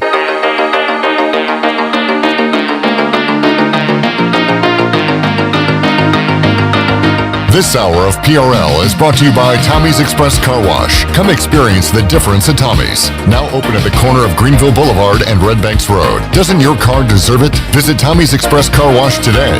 Now back to the show. Welcome back. Greenville Utilities Neighbor to Neighbor program provides help for those who need temporary assistance with their utility costs, and you can make a difference. Your tax-deductible donation can be added to your GUC bill each month, or you can make a one-time donation, and GUC will match all donations up to $20,000 each year. Consider helping a neighbor with GUC's Neighbor to Neighbor program. Now let's head back in to Pirate Radio Live. Here's your host, Clip Rock. Back with you on a Monday edition of Pirate Radio Live. And coming up at 6 o'clock, you can hear the Brian Bailey Show. If you missed it at noon, great conversation with the head football coach of the Pirates, Mike Houston. That is on the way tonight at 6 o'clock, so make sure you tune into that. We got O's tonight, Shirley, as well? Yes, we do. We're going to join the O's right as the game starts at 7 o'clock as they take on the Mariners. Taking on Igo's Mariners. Your Red Sox had a good weekend against the O's, didn't they? Yes, they did. Red Sox are in first place. They are not playing the Twins today because there is a curfew due to a police shooting. Oh, in Minnesota? In Minnesota. So the Twins, Timberwolves, and Wild have all postponed games on Monday. So that is why there are no games going on there in Minnesota. All right, Ronnie Woodward is here inside the Pirate Radio studios, and coming off a busy weekend, Ronnie Woodward, with 4 more ECU games, and there's some spring football in there. I just came to a conclusion, Ronnie, that not only is the moving up the date to announce the regionals and super regional sites beneficial for ECU, it would be even more beneficial if it was moved up earlier. Because right now, where they stand, the Pirates are still very good in the RPI. Yes. They're undefeated in conference play. Now, they're getting a little help from Charlotte, of all teams, right? Yeah. Who's in the top 25. Yeah, Charlotte's. Who did they just play this past weekend? I can't remember. And I also read that Florida International? Conference USA could be a 4-bid league. Charlotte, Louisiana Tech. They're top 25. Top 20. The FIU. I think FAU is the better one. Somebody else I'm missing. Rice is in there, but they're kind of down compared to 10 years ago, Rice. God, there's another good team in there, but nonetheless, either way, it's a better league than the American. Yeah, which is a little surprising. There's no question. ECU could get some help from Duke and North Carolina if they win out the year, but the RPI, you would think, even if the Pirates, I don't know, if they keep winning 4 games every weekend, that it might stay the same, but you got to think that it's going to go down because all these SEC teams are going to play each other, and their RPIs are just going to keep getting higher and higher. So I think that it is a good thing that the date was moved up, and the Pirates can take advantage of that and land one of those regional spots. Southern Miss was the other team I was forgetting about. There you go. Southern Miss, Charlotte, Louisiana Tech. Old Dominion is 24-6. So there's probably your 4 teams you were referencing. Old Dominion, which has a win over ECU, which will help them. But anyway, back to your real question. I'm curious. Me and Igo were looking at this, I think Friday. What happened, and it might depend who it's against with the RPI stuff, but ECU's first loss, what it's going to do. Because I think it was one of those situations like on Warren Nolan, it shows you like projected, like if you win or lose, what might happen, how many points. Like if they would have lost, I think it was one of the Friday games, they would have dropped to like 12 or 13. Right. So like they're winning, but if you lose to the wrong team, some of the bottom end of the AAC. Well, throw Houston in there. If they lose this weekend, Houston just lost 4 in a row. Yeah. They're struggling. So I don't know what Houston is on that RPI, but there you go. I always like to look at predicted RPI as well. Yeah. But right now, if they keep winning ECU, they're fine. And I don't think if they lose, it'll drop a lot. But I'm just curious more than anything how it will affect things or not. ECU's predicted RPI right now is 20, and that has them going 43-12. So that has them losing 7 more games this season. Yeah. Which there are 7 more weekends. That's what I was about to. Yeah. I was trying to guess. So, that is if ECU really basically goes 3-1 every weekend. Yeah, they're still going to drop that far because of the league, and that stinks. But to your point, if they get the game, if they win the right games in order before the regional is announced, then you're probably okay. Yeah, but I am curious. This is the first road series, league series for sure, but the first road series in a while. Their only other road series was Georgia Southern, right? Yeah, and they went 2-1. So this is a big weekend, I think, for ECU. Houston's struggling, but Houston's always going to be talented, So they've got off to a rough start, but I mean, I hate to say it, but I don't see ECU going 4-0, but. I mean, if they do, they do. It's so hard to do. I'm just surprised they've done it already twice. But we'll see what happens this weekend. I think Pirates, 3-1's a good weekend. They're dominating the conference, but they're not dominating every game. I mean, Cliff Godwin alluded to that every game is different. Yep. Every game is tough to win. Now, if you don't watch any of the games and just look at the standings, you're like, oh, okay, well, ECU's just steamrolling. Yeah. Which, I mean, in large part they are, but they were in some nail biters over the weekend, and there's going to be a lot of games like that. And by the way, Ronnie, another just pitcher's duel for a Game 4. On Sunday. Second straight time we've seen that as their Kenny Powers, slow pitching lefty, went toe-to-toe with Tyler Smith. They finally got Memphis' starter out of the game and then put up a big 8th inning, did ECU. Yeah, that when you were talking, I was thinking of that game because it was 1-1. I mean, it was a pitcher's duel, low-scoring game. ECU scored 6 runs in the 8th inning, and then you look at 7-1. Like you said, if you just look at the final score, box score, which I do a lot with MLB and stuff, especially as a Nats fan, you can't watch the dang games. But, yeah, you see 7-1, like, oh, ECU just rolled. It was a rout, but it really wasn't. It was a tight contest throughout. Saturday was 8-7. The first game of the series, ECU was certainly in control. The other one's 5-3. So it's the optimistic side of that is ECU's winning close games and finding different ways to win, which is good. It's all about wins in the end. So they're 8-0. I hadn't even looked, honestly, at the standings, like who's second. Wichita State coming off look, we've had 2 weekends of baseball. They're 7-1. They had 4 games. They won 4 this weekend, I believe, against Houston, if I'm not mistaken. So we've had 2 weekends of baseball, Ronnie, and already three 4-0 weekends. Yeah. 2 from ECU and 1 from Wichita State. And I listened to last week your boy Aaron Fitt and our boy. I like Aaron too. He's definitely not my boy. You have him on a lot. I think he's more Malcolm's boy. He's your boy. Yeah. He's our boy. Our boy. We'll adopt him. Aaron's the man. I'm a big fan. Yeah.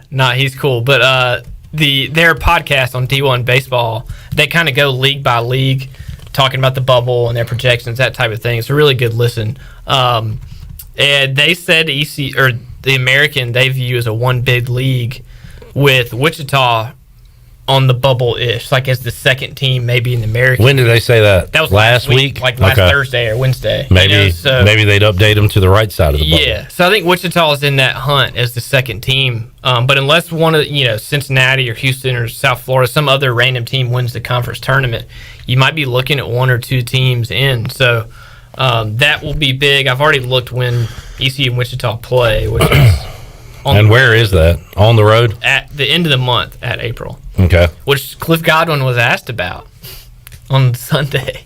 That went well. Oh, man. I missed that part. Wichita State series 3 weeks in advance. Yeah. And I'm sure you love that. He said he doesn't really care about Wichita State right now.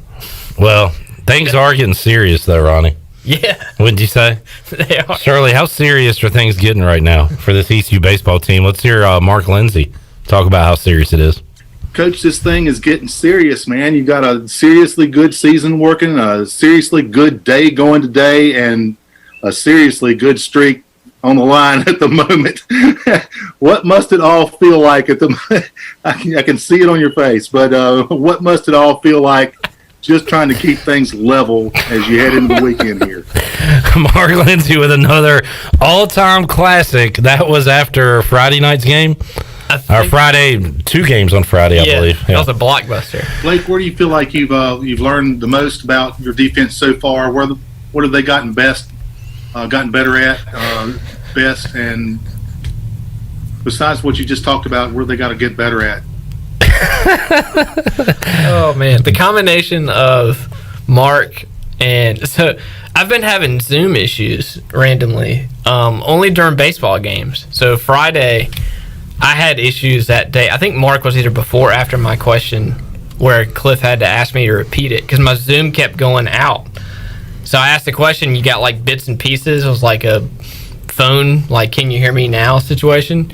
So yeah, it was rough, which I got fixed evidently through the weekend. But the Zoom has been, it's been interesting. Cliff's loving these. You match up against this particular ball club as you come into this week. That's a pretty, that could play, at the higher level for sure. Yeah. That's a great question, Mark. Shirley's on a roll. Mark, I think he just gets going. He doesn't really have he's like a freestyle rapper. Yeah. Like, he doesn't write his material. It's right off the dome. He's the Eminem of the local media. He is. He's Slim Shady. He just gets going and eventually finds it there at the end. But it's things are getting seriously serious for these Pirates right now. In his defense, so the setup for Zooms this year is turkeys got cooked up for Thanksgiving here. That was in his defense, it was Thanksgiving. Yeah. Last week. No, so the radio post game is in combination with our media Zoom. So at first you hear questions from Corey Glore, which would sound like this, probably right after a baseball game. When okay, Corey, you can go ahead. Coach, threw me on the spot. All right. Talk a little bit about this win, Coach. What are you doing? You're so good off the air, Chandler. I wasn't prepared. You were not ready. Okay. Chandler, all right. I wasn't prepared. I'm sorry. We were all Mark Lindsay, and then you're like, oh, let's see what Corey Glore can do. Coach, great effort today. So anyway, you were saying. They get 3 questions. Yeah. And it's a baseball game. Like, everybody, it's not that hard to figure out. You can ask about the pitcher. You can ask about, like, the go-ahead run and whatever else. So then Malcolm will say, all right, we'll open it up for other questions. So it's tough for us to, like, get another angle that hasn't already been talked about. All right, well, here's what you can do. Not ask a question. Yeah, which I've had to do when my Zoom is like, your internet isn't working. I'm like, sorry. But usually that leads to, like, other people having to ask questions. So that can get a little hairy. The only reason people are watching these things right now is for Mark Lindsay, Ronnie. No offense. It's not about you anymore. Okay. It's all about Mark Lindsay. So sometimes I want a specific question. Yeah. Well, ask it. I'm just, like I asked about Hunter Goodman on Sunday. Mm-hmm. I was waiting for that one. He was Memphis's best hitter, and they did a good job against him. It seemed like he came up in some big spots in multiple games, too. They got him out. Colmore got him out. He got Mayhew one time on Saturday.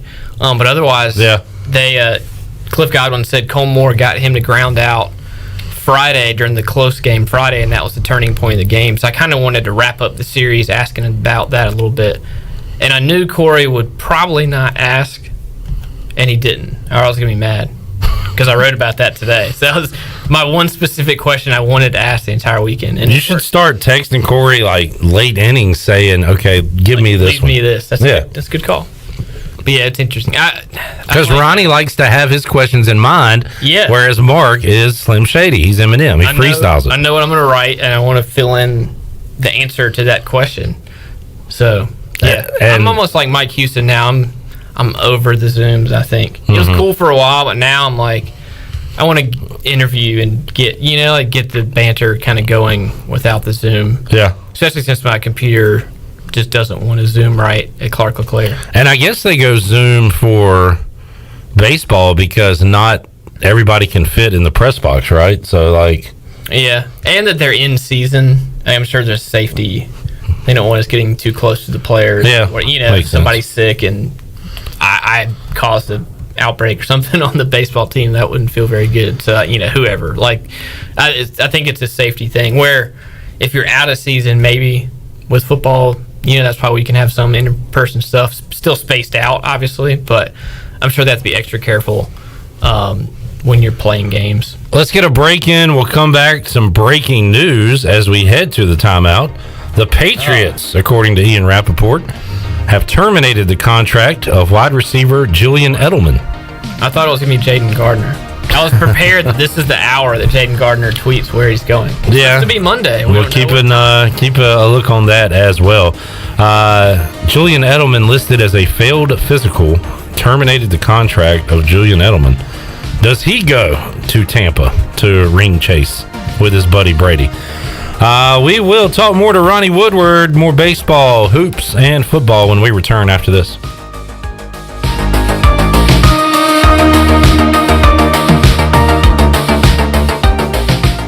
At US Cellular, we see our customers as more than just customers. They're neighbors. When you switch to US Cellular, you can get the new Samsung Galaxy S21 5G for free with no hidden requirements. As a neighbor, you deserve it. US Cellular, America's locally grown wireless. Terms apply. See uscellular.com for details. Does the idea of going to your local US Cellular store make you feel a bit uncomfortable? Tired of the hassle of waiting and wearing a mask? Let Toby Williams and his outside sales team take away that worry. They will come right to your home or office and drop your phone off on the porch or at the front desk for you. Saving you time and worry is what the team at Cellular Warehouse is all about. Call Toby today at 252-799-7051 and let them help you with all of your wireless needs. Cellular Warehouse, your local US Cellular authorized agent. Your future is yours to create, and with the leadership development of Army ROTC, you're capable of taking command of it. Even in the midst of a pandemic, enrolling in Army ROTC prepares you to thrive as a full-time college student. Our specialized elective courses will equip you with the skills necessary to succeed in life, all while earning money for education. A strong future takes a strong force. Find out how to lead at goarmy.com/ECU. To learn more, contact Dale Anderson at 252-622-5346 or Anderson DAL at ECU.edu. For years, Callie Ann Phelps has been singing about Phelps Chevrolet. Phelps Chevrolet is the one for you. Low prices, service too. See the big dealer right away. Carolina's finest, Phelps Chevrolet. And you'll agree with what Skylar Phelps has to say. Nobody beats Phelps Chevrolet's prices. Nobody. The name you can depend on. Phelps Chevrolet. Get you one. Find new roads with Chevrolet. Then come find yours at Phelps Chevrolet in Greenville. Hey, Troy, have you heard about The Place? No, Jason, what place? It's The Place. It's Washington's newest restaurant on the waterfront. The Place is located in downtown Washington in the Harbor District with waterfront seating in the back. We're open for bistro-style lunches Tuesday through Saturday from 11 to 2 and elevated comfort-style dinners Thursday through Saturday 5 to 9. Plus Sundays, we have the best Southern brunch in town. Man, that's awesome, Jason. The Place sounds like the place to be. It is. We look forward to seeing you there. The Place in Washington, North Carolina. If you wake up in the morning with a backache, feeling more tired than you did when you went to bed, you probably need a new mattress. And the best place to get that mattress is Factory Mattress. Hi, I'm Kirk Smith, General Manager. For more than 40 years, Factory Mattress has been Greenville and Wilson's local mattress dealer. We guarantee the lowest price on the area's best selection with over 50 models to choose from. No seconds or overruns. Factory Mattress offers only first quality direct from the manufacturer. Sealy Posturepedic, Beauty Rest, Stearns & Foster, and Tempur-Pedic. The most highly trained sales associates with over 60 years of combined experience. Same as cash financing with zero interest up to 48 months and free local delivery. Face it, to have a good day, you've got to have a good night. So sleep better knowing you saved money at Factory Mattress, locally owned on Greenville Boulevard in Greenville, on Forest Hills Road in Wilson, on the web at factorymattressusa.com, and a proud member of Pirates Supporting Pirates. If you love the food at Villa Verde, and hey, who doesn't? Now Villa Verde makes it even easier for you to order takeout. Tell us about it, Jay. If you go to myvillaverde.com, you can order online, and we'll have it ready for you to go. Plus, you can pick it up at either one of our locations. No waiting in line to pay, and no waiting at all. Just pick it up and go. With online ordering from myvillaverde.com or from our mobile app, plus even from our Facebook page. Villa Verde, now with 2 Greenville locations to serve you. Villa Verde, a platform for good. This is Brian Packard, ECU former baseballer. You're listening to Pirate Radio, the voice of Pirate Nation.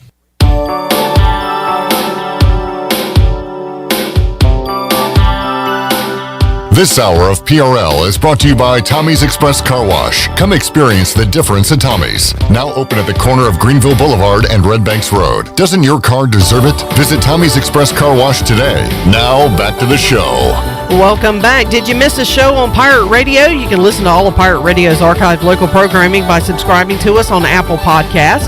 Subscribe today by going to the podcast app on your iPhone or Apple device and search for Pirate Radio Audio Archives. Now let's head back in to Pirate Radio Live. Here's your host, Clip Brock. All right, thanks, Shirley Rhodes. Just mentioned a moment ago, heading into break, that Julian Edelman has been waived by the Patriots. And about 20 to 30 people already, and this was announced like 2 minutes ago, have said he's going to the Bucs. Mike Reese, who covers the Patriots, says he has been mulling retirement. So Edelman might just hang up the cleats rather than heading south to join Tom Brady. We shall see. Interesting.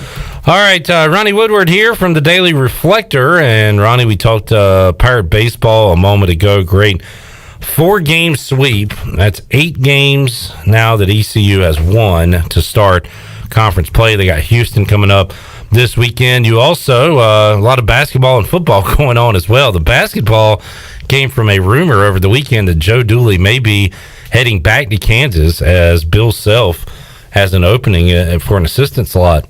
Brian Bailey talked to Joe Dooley a couple hours ago. Joe Dooley said he has been on the phone with recruits and telling them that this rumor has no merit. He will be the head basketball coach at ECU. What have you thought about this the past 48 hours or so? Yeah, it's been interesting, and that kind of matches up with the same type of stuff I've heard, and I don't.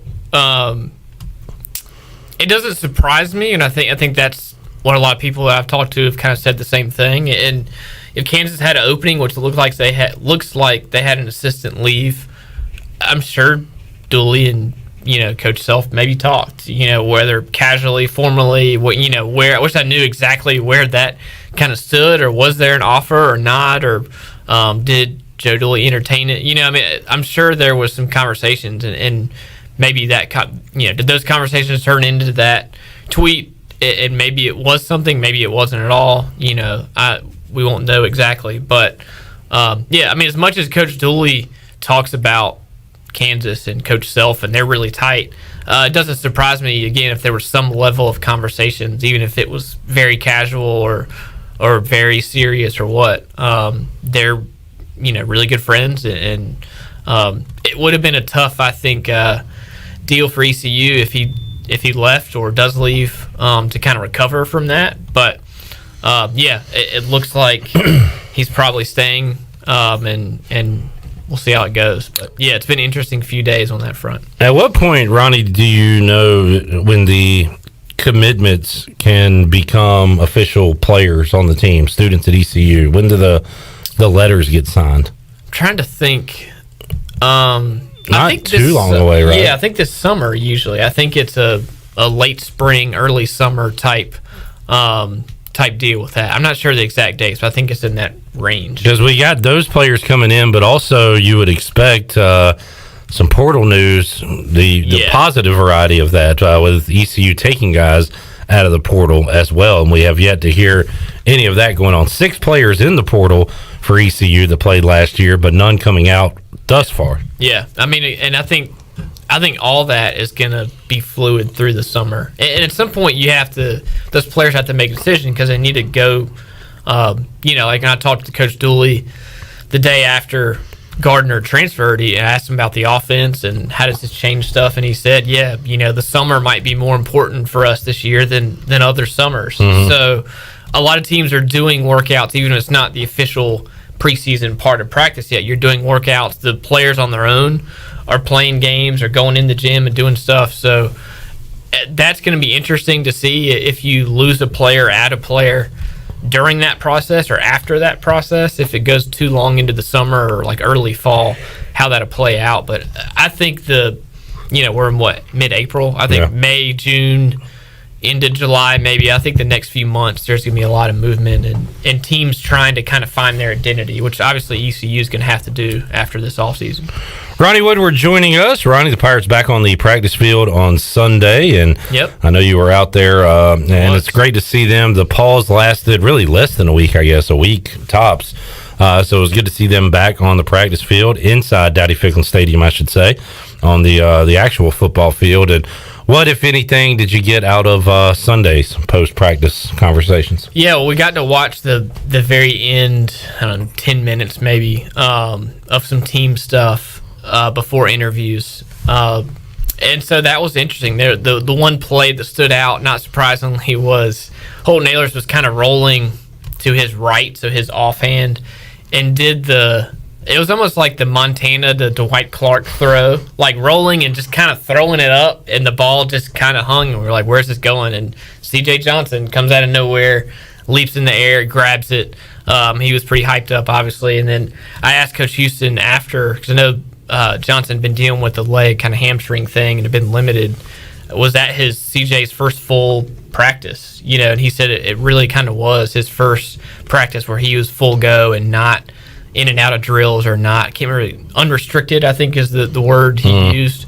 So that was good to see. And again, it was probably that play happened. I'm not sure how many of those 10 that actually happens that way, where you just kind of throw it up into traffic and the guy gets it. But sometimes it happens. So I thought that was interesting that CJ was back out there making plays.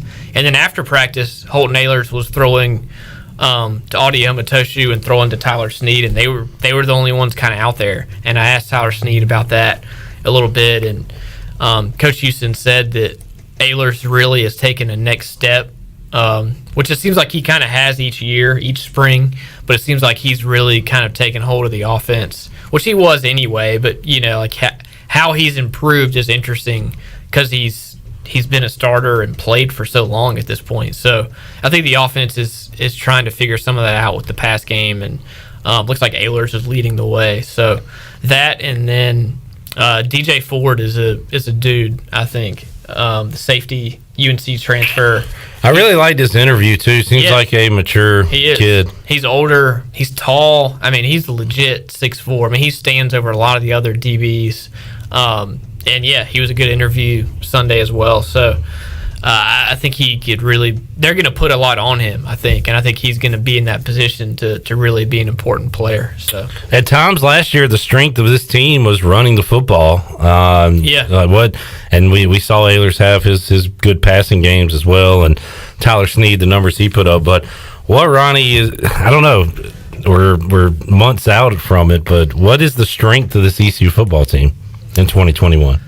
Yeah, that's a good question. I think in the spring, it's been tough because you really only have Keaton Mitchell and Rajay Harris as far as scholarship guys, and Harris was out some at the beginning of the spring. Mitchell's been really good. From the parts that I've seen, he's the one guy that's out there consistently, running hard and making plays. But the offensive line's really banged up, so you have some guys out of position and kind of patchworking that thing a little bit. So that's been tough spring-wise to get a gauge on, especially when the defense kind of knows a lot of the plays. A lot of times it's tough to block somebody when they know or have a good idea what might happen. So, and the classic too, I've seen it a few times.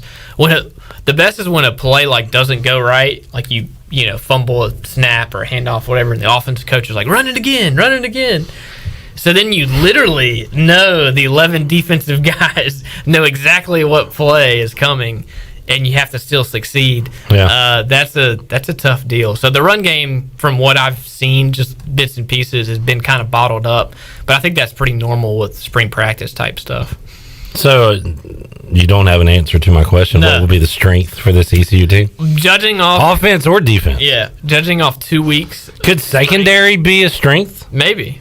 This is not really what you've seen. It's more just like a long projection of how you feel about. You're right.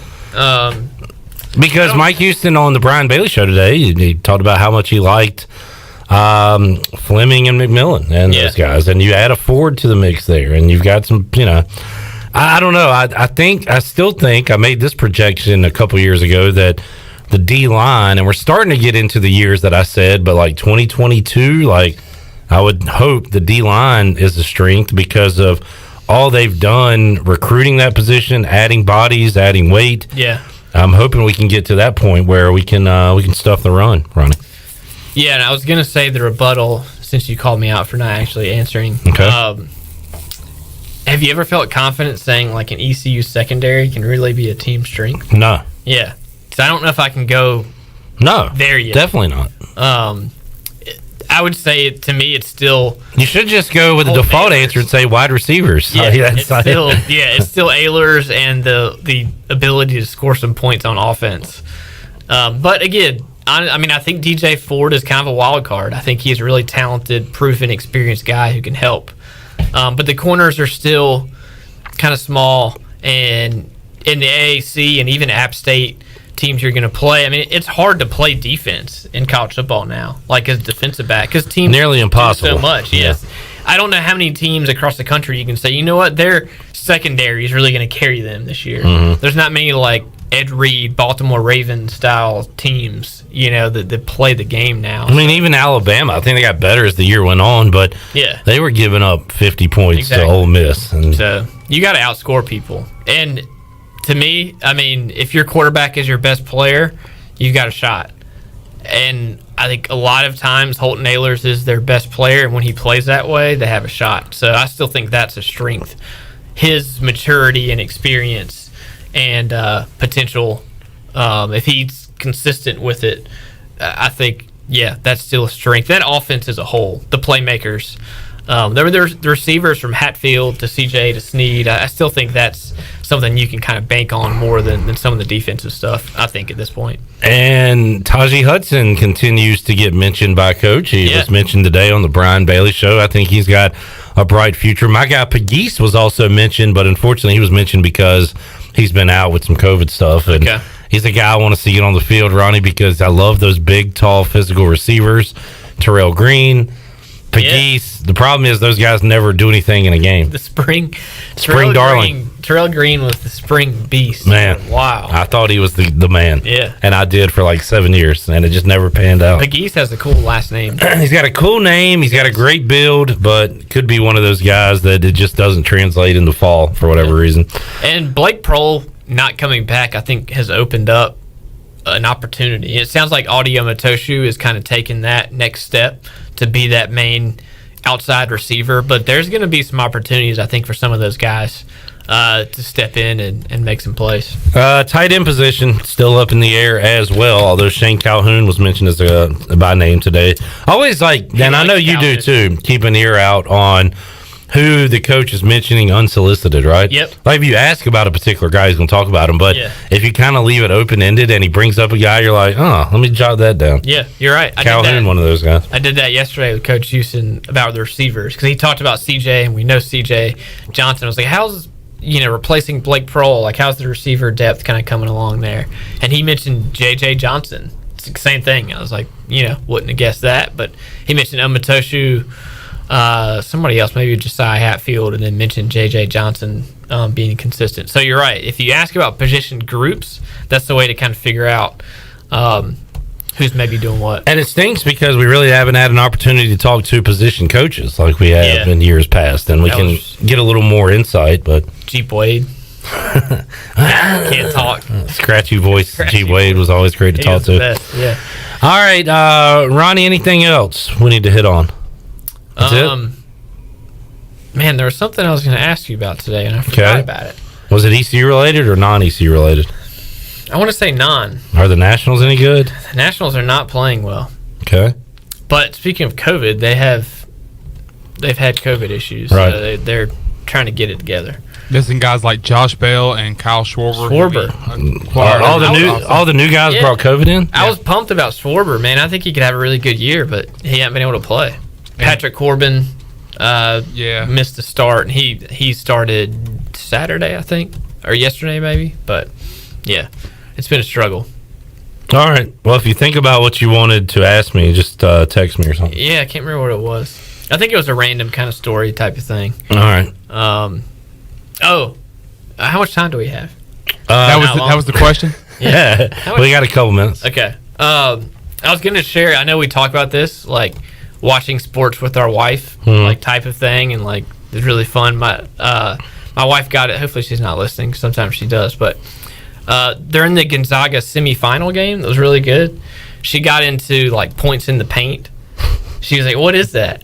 And I was like, "Well, it's the paint part." And she's like, "So does that count for like more points?" And I was like, "No, it's just the way they keep up with like a stat.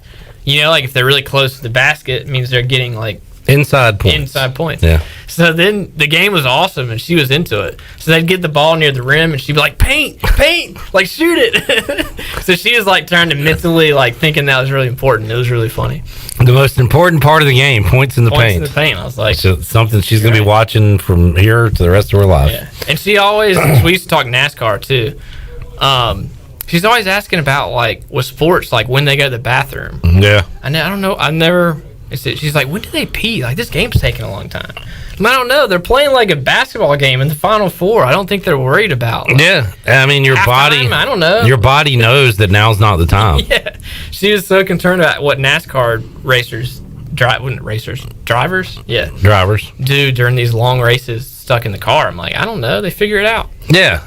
Now it is tricky because you have to hydrate when you're in your car for that long. Yeah.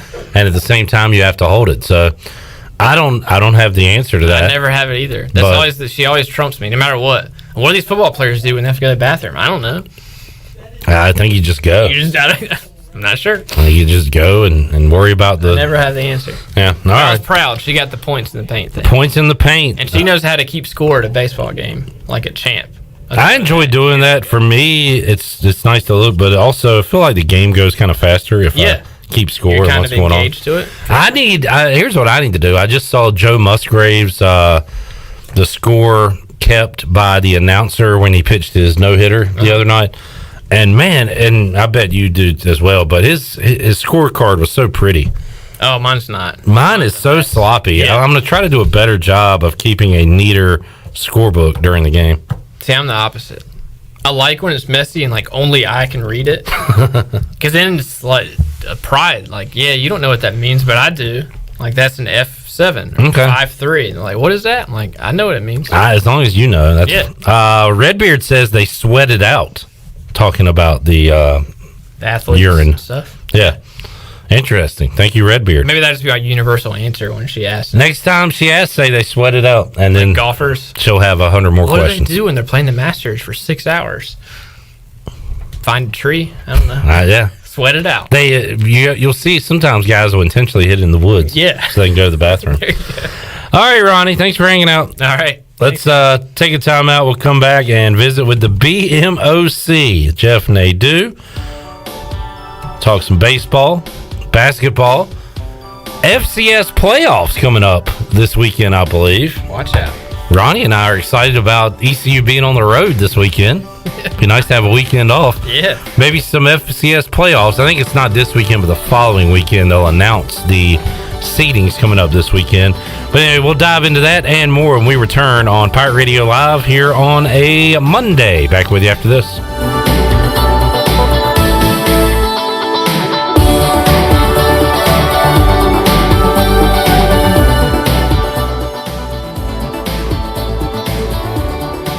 The Pirate Radio Podcast. John Gilbert, ECU Athletic Director. For the immediate future, there are really three things I'm kind of focusing on. One is stabilizing our budget. Two, competitive excellence.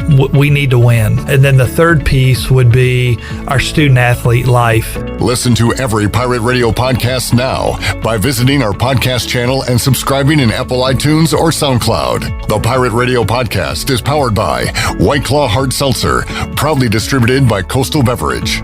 The convenience of Pitt Greenville Airport is waiting just outside your front door. Service is back, so you're connected to destinations worldwide through flights from American Airlines. Plan your next trip. Book your flights today at flypgv.com or aa.com. Ready to travel and take a trip? American Airlines has recently added more flights in and out of PGV. Book today and enjoy the friendly convenience of flying from your local airport. American Airlines, now with more flights available at PGV. Book today at aa.com. PGV, where the pirates fly. With rates being historically low, now is the best time to buy or refinance your home. This is Talbot Green with Angel Oak Home Loans. Now is the time to take advantage of the opportunity to buy more home or refinance your current mortgage. The combination of our local team's experience and Angel Oak's wide offerings of products from standard conventional, government, and portfolio loans has something for most financial situations. For more information, call Talbot Green, Joanne Weir, or Wanda Hager at 751-2060. NMLS 1719250 and 685-842. Equal housing lender. You know texting while driving is dangerous. That's not new information. Yet most people admit to doing it anyway. Drivers are 23 times more likely to be involved in a car accident while texting. Know the facts and wait to text. The danger is real and it applies to you. Auto Owners Insurance. The no problem people. Information provided by Virginia Tech Transportation Institute. This is Norm Bryant with Town Insurance in Greenville. Call me today at 756-8300. Go Pirates.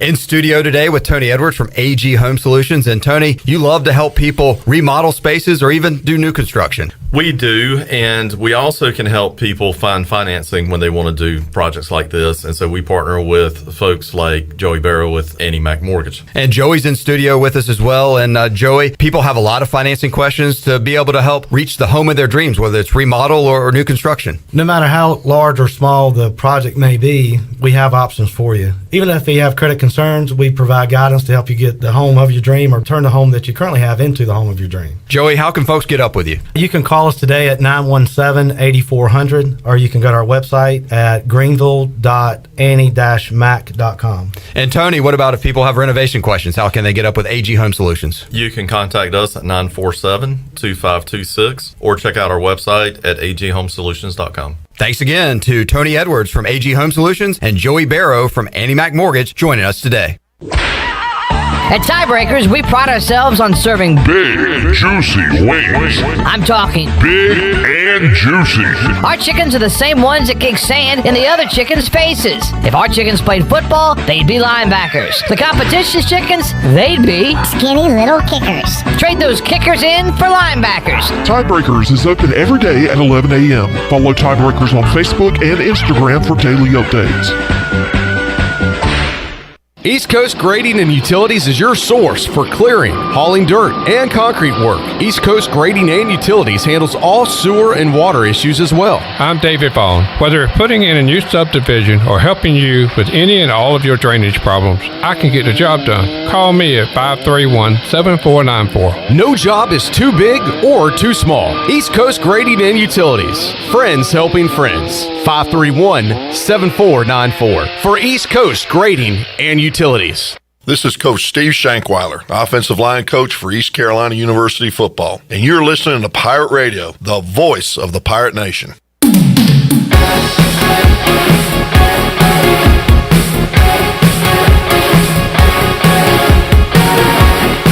This hour of PRL is brought to you by Tommy's Express Car Wash. Come experience the difference at Tommy's. Now open at the corner of Greenville Boulevard and Red Banks Road. Doesn't your car deserve it? Visit Tommy's Express Car Wash today. Now back to the show. Welcome back. Hey, a new episode of the Pirate Radio podcast will be headed your way in our Apple Podcast channel and SoundCloud archive. The Pirate Radio podcast brought to you by White Claw Hard Seltzer. Nothing tastes quite like it. You can visit whiteclaw.com today. White Claw Hard Seltzer, proudly distributed by Coastal Beverage. Please drink responsibly. The new podcast will feature ECU Baseball Hall of Famer Pat Watkins. He'll sit down with the voice Jeff Charles, and you can listen to the podcast coming up tomorrow at 6 o'clock. You can tune in to 92.7 FM in Greenville, 104.1 FM in Washington, and, of course, PR927FM.com. Now let's head back in to Pirate Radio Live. Here's your host, Clip Brock. Alrighty, back with you on PRL. Let's wrap up hour number 2 with a visit from the big man on campus, Jeff Nadu. Talk about what's going on tonight in hoops and in Major League Baseball. And Jeff, thanks for joining us on the show. How you doing? Pretty good, Clip. How are you? Hey, doing all right. Coming off a Masters Sunday. And Jeff, I do not get involved in a lot of golf pools or betting golf, but I did learn over the weekend not to freak out if things don't go your way on day 1 or day 2. I took Justin Thomas and John Rahm to win. I took them both in the top 10 as well. And throughout the tournament, I was like, okay, well, Rahm's a loser, and JT's actually got a chance to win this thing. And then on Sunday, it was like, well, neither one's going to win, but Rahm is in somewhat contention, and JT completely failed. So I learned that things can flip pretty quick in 4 days of golf. So John Rahm did give me a top 10. I was happy about that. Another thing, too, Jeff, is that I thought they were giving out free money on Saturday night. Hideki Matsuyama was minus 120 to win the tournament, and he was up 4 strokes. And I was like, is this right? Is this what it? And so I took it, and, you know, it got tight a couple of times, but he pretty much, took care of business there on Sunday. And I was talking to people about it, and leads have been blown in the Masters before, but I thought that number was way too low. So I got in on it, and lucky enough was able to win a little bit there too. How about you as far as the Masters go? I know you don't get involved in golf too much, but what did you think of the weekend? It was good. You always like watching the majors and some of the tournaments. And look, Matsuyama is a great guy to root for. Obviously, very humble. I saw that picture last night. I guess it was this morning. I don't know, but he was photographed in a airport, just sitting there, just like anyone else. And I don't know. You always like to root for guys like that. He doesn't act like he's better than anybody else. He's just a regular guy, and he was terrific. And that was a great call by you, betting it right before the final round. But yeah, I was hoping Rahm actually played very well on Sunday. I was hoping for him to play even better. But Matsuyama was terrific and really didn't have any issues putting it away. Jeff, looking at Major League Baseball, felt good about my Braves this weekend. I said on Friday I thought they'd win the series. I thought they'd sweep the series. And, if Alec Boehm gets called out rather than safe, who knows what happens? Maybe they do, but the Phillies do take 1 of 3 from Atlanta in the ATL over the weekend. You got baseball going on today. My Braves taking on the Marlins. The Phillies are back in action, I believe, against the Mets, if I'm not mistaken. That game in New York with Aaron Nola on the mound for Philadelphia. Let's see. Oh, that's tomorrow. Let's see. They play tonight. Nola will pitch tomorrow for the Phillies. Tonight, 7:15 in New York. Anything in Major League Baseball you're getting involved with on this Monday? Yeah, I was going to get involved with Red Sox Twins, but that game got... As was I, yeah. Yeah. No, there are a couple games I kind of have my eye on. I'm looking at the Giants tonight at home against Cincinnati. I've been pretty pleasantly surprised with this Giant group. Top 10 in batting average, really been terrific against both left and right-handed pitching. And they're facing a guy in Wade Miley who I'm not a big fan of. He's getting up there in age. He struggled a little bit. I like everything the Giants have done this year. Look like a better lineup. The rotation's been solid. Bullpen's been better with some new additions. I kind of was pretty annoyed the other night with the Reds. Actually, yesterday, they just couldn't hit. Seemed like right now they're going through a little bit of a little mini slump. I like what I'm seeing out of San Francisco right now. At 110, basically, at home, I think they're the better team. I like Aaron Sanchez. Never have had an issue with him. I think the Giants are worth maybe a look tonight. Look, anytime the Astros play, I have interest in an over. This one's been bet up to 9. I liked it a lot more at 8.5. But I mean, right now with them, their team totals have been very profitable. They've been coming in left and right. But yeah, I definitely like the Giants. They're one that I have my eye on. And you mentioned the Phillies. I don't have much on that game. I do like the Cardinals a little bit as well. This number's gotten up there a little bit. I think there may be a team total option. Eric Fetty's not been good, and this Cardinal lineup with the addition of Arenado has been solid. You always know they're good for runs. I have my eye on them. I don't believe in the Nationals bullpen either, so I kind of like that, and I'm definitely leaning on the Giants tonight at home. Talking to the BMOC, Jeff Nadu. Jeff, let's look at some basketball. The Hornets let one slip away yesterday. I think they and everybody thought the game was over after Miles Bridges' monster dunk there in the fourth quarter. But the Hawks, the undermanned Hawks, go into Charlotte and win that one. Coming up tonight, Lakers at Knicks. Lakers coming off an impressive win over the weekend against Brooklyn, but the Knicks 2-point favorites tonight at home. Let's see, other games going on. Sixers at Mavericks. Pretty good game involving your Philadelphia 76ers, Jeff. Nuggets at Warriors tonight. Anything on this NBA slate that stands out to you? Yeah, I actually like the Sixers tonight. I think it's a good spot to back them here against Dallas. When you look at the Sixers, obviously been really good all year, one of the better teams in the league. But you know, defensive, we know how good they are. Embiid looks to be good to go. Ben Simmons has not played well, but we always know you're going to get something good defensively out of him. And yeah, you look in limited appearances, Luka Doncic hasn't exactly been unbelievable against the Sixers.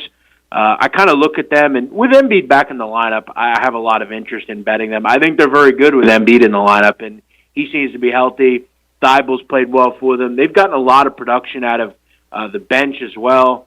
I think this is a pretty solid spot to fade the Mavs here. Luka's just not been very good over his career against the Sixers, and I don't think this is a spot where he'll kind of go off. They beat them by 14 earlier in the year, and I think in this spot they've not been good at home either against the number. So I'm going to lean towards the Sixers here, 2.5 or 3.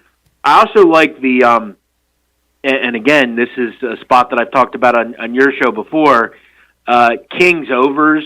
Tonight they get the Pelicans, luckily enough, who are not as bad defensively, but they're not far off. The Kings are the worst defensive team efficiency-wise in the NBA, and maybe ever in the NBA. New Orleans isn't far behind. They're pretty horrific as well. I think this is just kind of an auto bet. If it goes under, so be it. But this game screams, 127, 123. I'll be very much interested in two teams that, look, I just don't think are any good defensively. I think it's back and forth. Both teams are top 11 in offensive efficiency. And when you look at a possessions per game standpoint, Sacramento is pretty fast and New Orleans is kind of average. So you should see a great pace. I'll gladly assume this one gets to 240. Jeff Nadu joining us. Jeff, years ago, after the national championship in college basketball, you'd get a little bit of coaching carousel. You'd get a very small handful of, all right, who's going pro, who's coming back. Well, now, if you miss a day in college basketball news, postseason news, then you you feel like you missed 3 months because of the transfers, because of the coaching carousel and everything happening. The latest here today, Mac McClung, who I guess is going to try to play for every team in D1 basketball. He's leaving Texas Tech. He's going to test the NBA draft waters, but is entering the transfer portal. So if he doesn't like what he hears there, he can, I guess, go to another school. Of course, Texas Tech will have a new coach with Chris Beard heading to Texas. How much do you follow this, Jeff, now that, gambling is kind of off the table with college basketball, but are you following the coaching carousel, the transfers, or is that something you'll just look at once we get closer to starting another college basketball season? No, I'm always watching. I mean, I check the transfer portal every day, see what's going on with players moving on or where they've went. You have to because by the time, as you said, before we know it, it'll be September, August, September, and college football will be in the way, and you don't really have a ton of time. So no, I prioritize it, and I'm looking every day. Mac McClung's an interesting name, obviously to move, and it's pretty obvious why he left Texas Tech. If he doesn't, I don't think he's going to get drafted particularly high. So I think he'll come back. It wouldn't surprise me if he follows Chris Beard. I think he liked Chris Beard. I think that was the reason he went to Texas Tech. And, I think he kind of helped and liked what he saw there. I think obviously all the Blue Bloods will be in motion. He's not going to go backwards. He's not going to go play at Columbia or something. He's going to go to either Carolina, Texas, Kentucky, a big boy school. It wouldn't surprise me if he goes right to Tech. Jeff, looking at some of what's happened this offseason, how big is the Arizona job in 2021? I mean, that's still a pretty marquee job, right? Who takes over for the Sean Miller absence there? Yeah, that was. I think we kind of saw that coming for a while now. Sean Miller. We obviously know what he did off the court. It's kind of been not dead man walking, but I don't know how if you're Arizona you continue to co-sign that. And he wasn't winning at the end of the day. Will Wade at least wins, so you're willing to write off what Will Wade has done. Look, if I were Arizona, and I agree, I think it's a very good job. I mean, the Pac-12 is still a conference that obviously we saw in the NCAA tournament is still very involved. I've wondered for years why Tommy Lloyd is still at Gonzaga. Tommy Lloyd, for anyone that's not aware, is, to me, the best assistant coach in America. He is really the architect behind the scenes for Gonzaga. He's been the guy that has gotten them all these international players over the years. He was integral in getting a guy like Sabonis or Shemek Karnowski or whoever to come to Gonzaga. He has been that guy. He goes over to Europe. He goes over to Asia and sees these kids. He got Hachimura to come there. So I've often wondered why he's still an assistant. If I were Arizona, I would throw the kitchen sink at getting him to come there. I thought he'd be in the Pac-12 by now. I thought he'd go to a place like Washington. But, yeah, I think if they don't go that route, I think they obviously go back to Damon Stoudemire, maybe Miles Simon, who's with the Lakers currently, or like a Jason Terry type. But if I were them, it would be Tommy Lloyd, and that's that simple. I think they interviewed him as well this morning, so yeah, it would be Tommy Lloyd. That simple. And Jeff, what about things we got really bad really quick with John Brannon at Cincinnati? You got Mick Cronin at UCLA going to the Final Four. Brannon takes over for Cronin, and he's already out and had a lot of players out and just an ugly situation there. So that job, at one point with Huggy Bear and Cronin looked like a pretty good college basketball job. Where is that job now in the landscape of college basketball? Is that still an attractive job there in Cincinnati? Yeah, look, it's not a West Virginia or a job like in that area of the country, but I still think it's a good one. I mean, it's an AAC program. I don't think it's it's weird because the AAC has so many teams, as you know, that.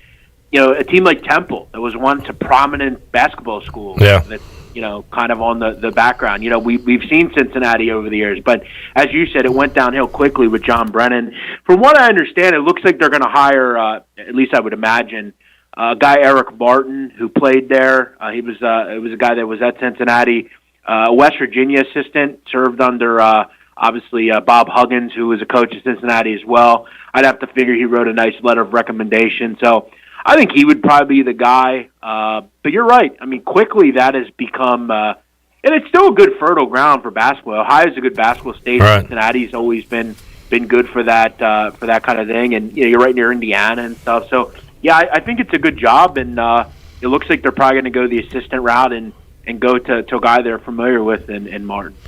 Jeff Nadu joining us. Jeff, we'll have, I guess, some FCS playoffs to talk about pretty soon, some NFL draft as well. And I don't know, how far along are we in these soccer seasons? When do we get to kind of down the stretch there as well with Champions League, but also with the Premier League, with these other leagues going on? We're getting close to that too, right? Yeah, coming up soon. I mean, May is kind of when all that stuff ends. And, the soccer seasons are so... the all seasons are so quick. Funny enough, Clip, I actually I actually bet on a little FCS this week. Oh, wow. Funny enough. Yeah, I got it. I started getting involved. I was doing some work on it, and I took Monmouth this week. Easy winner over Kennesaw State. Nice winner there. There you go. Yeah, it's you got to kind of look around, Clip. There's not a ton to bet on, so you gotta kind of look around, and I did that. Good stuff. Jeff Nadu joining us on the Fixed NC Live line. Jeff, we will talk to you later on in the week, man, and talk more hoops and baseball with you. Look forward to it. Thanks, Clip. See you. All right, Jeff Nadu joining us on the Fixed NC Live line here on a Monday. Let's take a time out, come back. Hour 3 of Pirate Radio Live on the way. Troy D will join me. We got some Cliff Godwin comments, Mike Houston, Tyler Snead, DJ Ford. We'll have our ECU Bud Light report, and we will make you a winner. Got a giveaway inside the Pirate Radio booty bag. All that and the latest on Joe Dooley, ECU head basketball coach, when we return on Pirate Radio Live after this.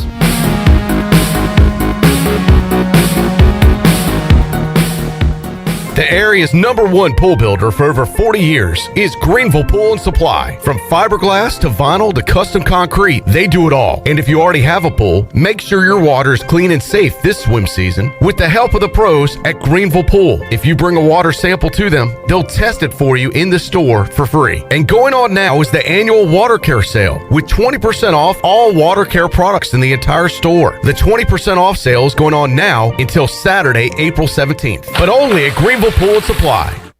You don't need a big meeting. You don't need a birthday.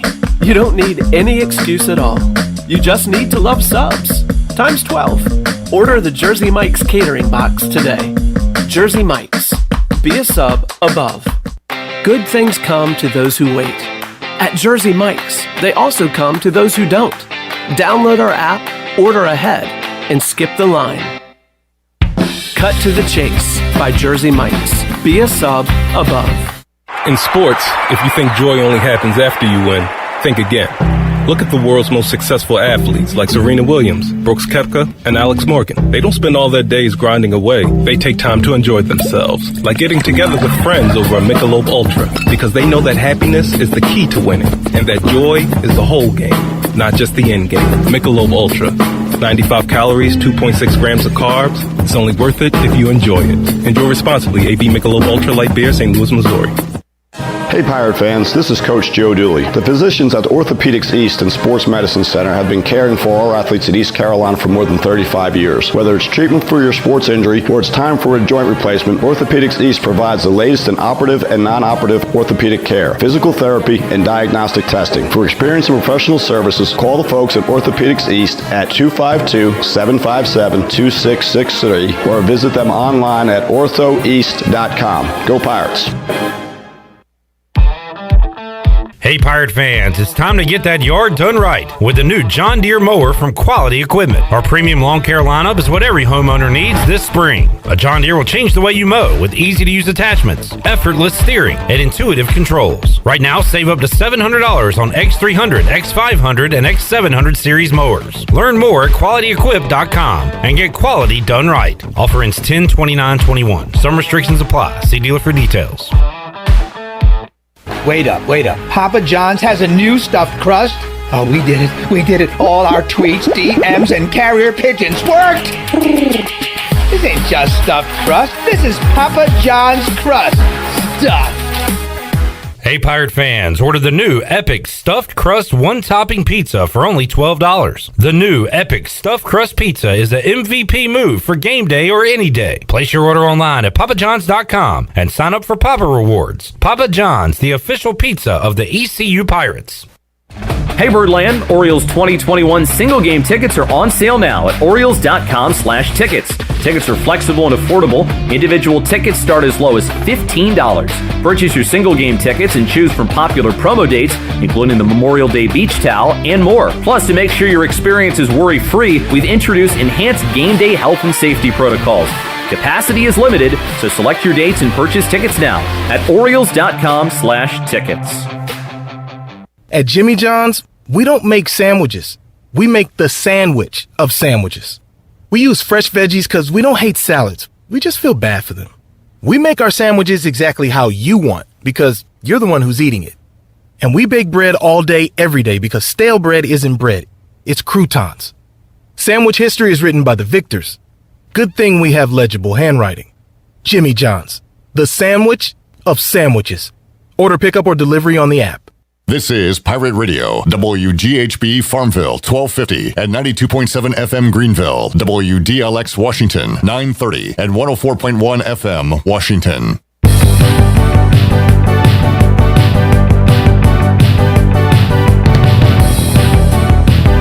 You're listening to Hour 3 of Pirate Radio Live. This hour of PRL is brought to you by Bud Light, reminding Pirate fans to stay in the game and drink responsibly. Bud Light, the official beer of the ECU Pirates, and proudly distributed by Carolina Eagle Distributing since 1989. Now, back to the show.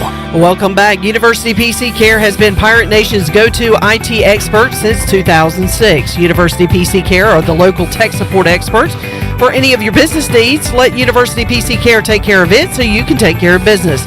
Visit universitypccare.com to learn more today. Now let's head back in to PRL. Here's your host, Clip Rock. All righty. Thank you, Shirley Rhodes. Chandler Honeycutt here as well. Troy D here in Hour 3. Hello, Troy. Good to see you, Clip. Got our home whites on today, feeling fresh, clean, looking good. Home game in the Pirate Radio studios. 79 degrees in the greater Greenville area. As we approach mid-April, got to be loving that. Mostly sunny skies. This was a good weekend to work on the base tan. How'd you do? Well, you tell me. You're looking pretty good. Getting a little, color on the body here. So, all right. Working on the tan for summer. Looking good. Thanks. I was indoors in the press box at Clark Clare Stadium. Yeah. You're one of the few people that are allowed in there. Tried to stick my arm out of the window a couple times, get a little sun. I heard I had a friend in the media. This is not anyone affiliated with Pirate Radio. This was a different station. And this was earlier in the year. And it was one of the very cold games.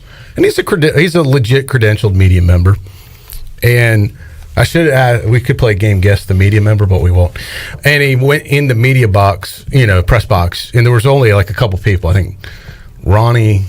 Igo, and then it wasn't you, but whoever was doing PA at the time. It was like three people, and so he took a seat. There were plenty of seats, evidently, and then evidently he was told to, sorry, you cannot be here. That this is a extreme medical crisis disaster. If this media guy was sitting in the press box, it was 30 degrees and noise. So he went outside and sat outside the press box. Rules are the rules. Yeah. When will those days be over where we can just kind of, if you're vaccinated, you can go sit in the press box again? Good question. And I'll be honest, I don't mind it because the press box is kind of stuffy anyway. I like being out in the regular stadium. I've been pushing for getting my my penalty box taken away. Plexiglass that they surround you, which is ridiculous. That to me, that's kind of ridiculous. Yeah. So hopefully that doesn't do anything. That will be gone soon. Yeah. All it does is it kind of. It's like a windshield in front. It does nothing but obstruct my view. Correct. Right. That's all it does. Yeah, creates an unneeded glare. Yeah. These are fixable problems, Clip. Yep. Right. I've been asking. We'll see when that's taken care of. Yeah. Let's get to our Bud Light ECU report brought to you by Bud Light, who reminds Pirate fans to always stay in the game, drink responsibly. Bud Light, the official beer of the ECU Pirates, proudly distributed by by Carolina Eagle Distributing since 1989. I read a lot of PA over the weekend. Yeah, I'll give you a pass on that one. Man, struggling. I am so glad ECU is not playing at home this weekend. You need a weekend off. And I am looking forward to it. How many games did you do this weekend? I did Saturday, Sunday. Okay. But so we got the impromptu weekend off a couple weekends ago. Yeah. But other than that, ECU has been at home pretty much every weekend. Yeah. So I am glad to get a weekend off. And I thought about that. I was at, the Carolina game, and I was thinking about all the stuff you got to read and announce and stuff. Like, I can sit down there and veg out for a little bit and check my phone, and I don't have to be engaged every second. When you're doing the PA, you've got to be mentally engaged in the game the whole time. The entire game. Yeah, there's not really, and even when in between innings, there's stuff you got to say and do. Physically, it's not that demanding. Right, I'm just sitting there. Mentally, I think you're drained. I would be at the end. I am. You're tired. at the end of the game. Yeah. It is mentally draining. So, I will give you that. Hope you all appreciate the hard work I put in every week. Thank you for your service. Yeah, you know what? I do it for all you people out there that need to know that attention fans, which, by the way, I read before every game, attention fans, please be aware of foul balls that are hitting to the stands. Oh, how about this? And out of the stadium. Especially you, Corey Glore. Every foul ball, people act like that. Pay attention to the game. Every foul ball, it hits the bleachers like nobody's watching. Then at the last second, they freak out. They're only. Get off your phones, watch the game, pay attention to foul balls. Attention fans, please be alert for foul balls that could hit you in the head. I'm going to have to start reading that every half inning. Corey Glore caught one to the car. I know, I saw that online. Poor guy didn't even get the baseball. Like someone snatched it, but busted his windshield. Did it? Yeah, apparently so. So what? I guess that's an insurance claim for the old Gloucester. Yeah, we'll find out. Or in this day and age, your deductible may be too high. It just may have to be an out-of-pocket expense. We'll ask him this week. Did he actually have to spend money to call the game the other night? Well, hello. It was disappointing when I got to the car. When he got to the car, he said, "The oh no, the oh no, the oh no." Hello, baseball. Get out of my car. What happened here? Did I call this foul ball? My windshield is shattered. Much like my checkbook. We will. We'll ask him later this week. What happened? The oh no. We'll talk Pirate baseball in a moment. I bet he was irate. Just think about it. He's tired like you are after the game. He's ready to go home. And not only is he ready to go home, now his windshield shattered. Can't even see to get home. Adding to that was after a doubleheader. Oh, I know. Even worse, right? You want to talk about insult to injury right there. At least Pirates won, but still. We'll get to baseball in a moment, Troy D. Rumors spreading over the weekend that Joe Dooley could be on his way back to Kansas to become an assistant with Bill Self, where he spent many years, won a championship. Yeah. The latest on that, Brian Bailey tweeted out earlier this afternoon that he got off the phone with ECU coach Joe Dooley. Dooley told Brian Bailey that he has spent his morning reassuring recruits that he is the Pirate coach, and there was nothing to the Kansas rumors. All right, and look, I talked to Bailey about it. I think Bailey did a great job reporting what he heard from Dooley. I invited Coach Joe Dooley to join us on this program via the phone for a couple of minutes to talk in his own words about it, because I do think this rumor caught fire. And I've talked to people over the weekend outside of ECU that are connected in the world of basketball, some folks tied into the Big 12. And there was some, let me just say, it seemed like there was more than just a rumor with this thing. And I don't have all the details, and I don't know what the situation is, but the facts are that obviously Joe Dooley has a great history with Kansas. Joe Dooley is good friends with Bill Self. There is an opening on Kansas's staff. Those are the facts. Now, what has happened or transpired, these things, and I talked with Bailey about this, when you get as old as I am now, you just kind of become a little, I don't want to say cynical, but you don't believe everything you hear or read. And sometimes there could be a smoke screen. Sometimes things it could be a legitimate rumor that's wrong. Sometimes it's not. But you got to have a healthy level of skepticism. And there were a lot of things that would make sense with this clip. It's not out of the realm of possibility that Joe Dooley goes back to Kansas, can make great money there, have awesome job security, probably a lot less pressure, and have a lot of success. I'm not saying that he's doing that, but I'm just, until I see who Kansas hires, I'm not 100% convinced the story is necessarily over. I hope Joe, I'm not trying to get Joe out of town. I'm friends with Joe Dooley. I like Joe. I hope he stays. I think if it wasn't for the COVID situation, Joe could have had a really, perhaps, kind of a turnaround year, perhaps, with ECU this year. But that kind of derailed the program once all those things started happening this season. And then, obviously, it's been tough with the transfer portal news. But we'll see what happens. And maybe was just something that went kind of took a life of its own. But I don't know. I think there was a little bit, maybe those guys did talk. And maybe there was some truth to that of potentially, and maybe it hasn't worked out or hasn't worked out yet or won't work out. But there was some smoke there. Let me just say that. Yeah. Well, all we can go off of right now is what he told Brian Bailey, which is that there's nothing to the rumors. Right. He's trying to recruit the next crop of talent at ECU. Now, I will say, on a side note, they have a signing day coming up Wednesday for college basketball. So right now, ECU has tough timing. if it was to happen. They have already signed 3 to the new crop, regarding the new crop. 3 commits, and then Tabs, the transfer. So looking to bring in more players, and they're going to have to bring in more players because, as we know, 6 players that were on the team last year are in the transfer portal currently. Yeah. Yes, and any news on anything? Has anyone else entered the portal, or are we stable right now? We are stable. We are looking to get guys out of the portal instead of getting guys in. Jaden Gardner expected to make his decision at some point today where he's going to go, Troy D. Have not seen an update on that as of yet. I saw somebody, I had a friend call me, said this was Bailey telling me this. He might have even mentioned it in hour 1. Talked about some guy that I don't know what type of guy he is, but tweeted that he thought Jaden was going to Virginia Tech. Jaden Gardner is going to Virginia Tech. But Virginia Tech wasn't even on the top 5 that Jaden Gardner put out. Yeah. Remember? Right. Like he put his own top 5 out there with graphics. Jim Howlington, is he like the Ken Watlington of Virginia? Or is this more like the Mark Lindsay? He has 8 followers. Oh, well, then this must be legit. Jim Howlington, 18 years at the Nashville Banner. Sources advise me that 8 followors? That Jaden Gardner will announce his college decision by 7 p.m. and that decision will be UVA. Oh, so now he's changed it to UVA. This is a different guy. Oh, This is Jim Howlington. Oh, okay. Well, the one Bailey was talking about. Brian Rogers. Brian Rogers has 6 followers. James Madison alum. Jaden Gardner has committed to Virginia Tech, according to a source. There you go. I think I would put money on Virginia before Virginia Tech. You're going with Howlington over Rogers? Out of these 2 weak contenders. Bus. Although I have heard State is in the running big time, and rumors that I've heard that his dad wants him to go to NC State. Bus, who obviously is an Arkansas fan, says Jaden Gardner will not be committing to the Hogs on Monday. Sorry, folks. Time to move on. So not Arkansas, according to that one dude. Yeah, well, now the funnel is getting tighter. So we'll just wait to see what Jaden has to say.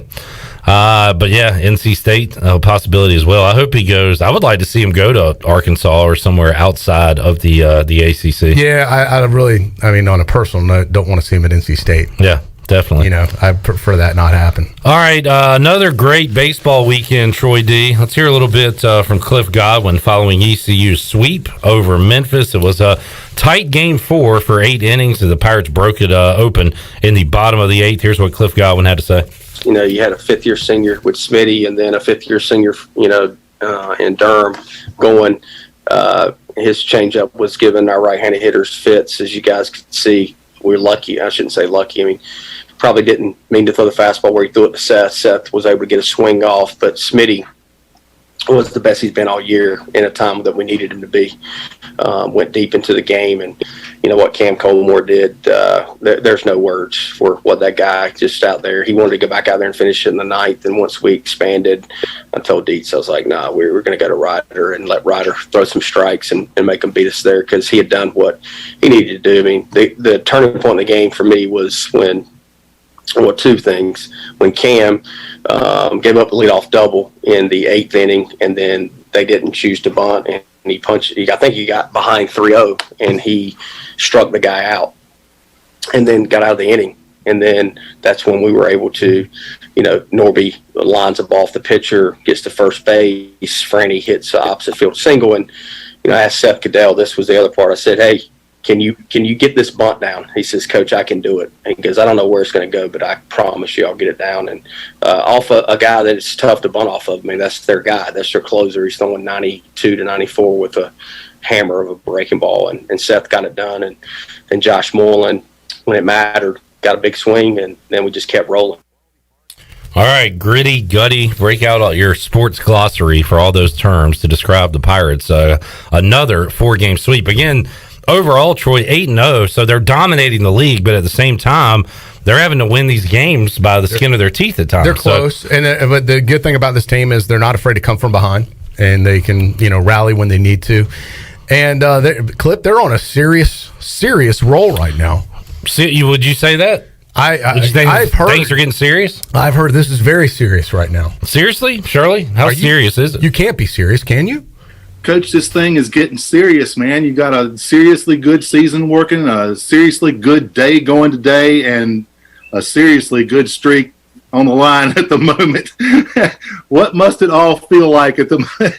I can see it on your face, but what must it all feel like? Just trying to keep things level as you head into the weekend here.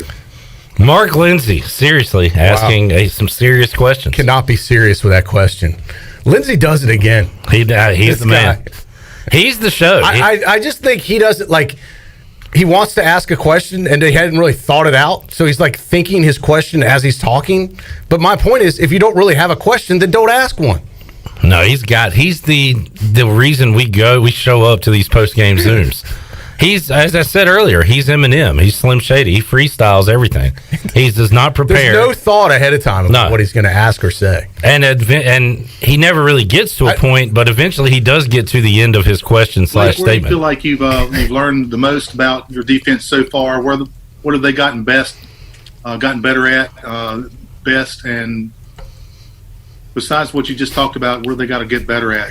He just keeps on going. Imagine him going to a fast food restaurant to order food, and he doesn't know what he wants, but he just goes up there and gets a little bit. Let me get a little bit of the burger with a little bit of mustard and a little bit, and tell me a little bit about pickles. And, I had a friend talk to me that what do you turkeys got cooked up for Thanksgiving here? I had a friend come up to me this weekend because we put that out there on Twitter, or one of our folks did, I guess, with the seriously quote, and they said, I think they saw it there. And they're like, who, like, and I will say that this is a former ECU baseball player I was talking to, and they're like, who is that idiot that y'all put the tweet out from that was asking that question? That he's like, is that guy a media member? He's like, he had never even heard of him. Well, where's he been? Mark Lindsay's a legend. I'm just saying. Pay attention. He's been around, but it just shows you sometimes. Even we're talking about it now. Half these people probably don't even know who this guy is. Well, it's their loss. He does lurk in the shadows. Yeah, you got to literally. Yeah, it's like Glenn says. Glenn says he just lives in his own element, and he just doesn't pay You ever seen the dude outside of an ECU sports event? I've never seen Mark Lindsay in the wild. I have not either. Yeah, I can't tell you. I've seen him at ECU sanctioned events and Zoom, and that's it. Yeah. Where is he outside of that? I have no clue. And where's that Zoom originating from? Yeah, what does he do outside of ECU hours? Have you ever been to his basement? I checked that. I've seen him one other place, and that was right here in the Pirate Radio studios. Yeah, he did make an appearance when I had him on the sports bar. Yeah. We got to get Mark back on. Yeah. Talk more sports. I will say this about you, Clip. At least when we make fun of him, you do it to his face. I'm not going to make fun of somebody behind their back, but I won't do it to their face. I respect that. Yes. And look, Mark knows that he knows he's full of material. Eclectic, quirky, weird guy. Yeah. And sometimes I wonder if he does it on purpose. I don't think so. To try and stay relevant. I don't know. Knowing that we're going to talk about it. I think he thinks his next question is going to be the best one he's ever asked. Where do you feel like you've learned the most about your defense so far? What have they gotten better at, best, and besides what you just talked about, where they got to get better at? Yeah, and he's done with it, and he's like, man, that's another one I screwed up. Nailed it. Nailed it. Crushed that one. All right. And here's the thing. Every time, the coaches don't hesitate to answer the question. I know. They Cliff answer gave the him a question. great answer. He gets the best answers out of anybody. If I was Cliff, I would have been like, are you serious with that question? Come on. And even Cliff is really hard on the media. He just kind of went with the flow. Yeah, he gave him a great answer.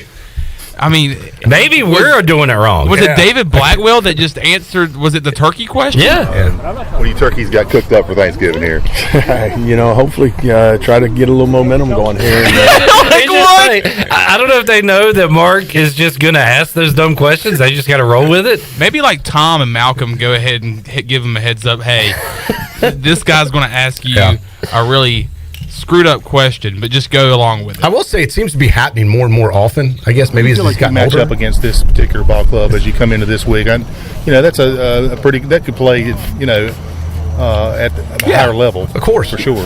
Absolutely. For sure.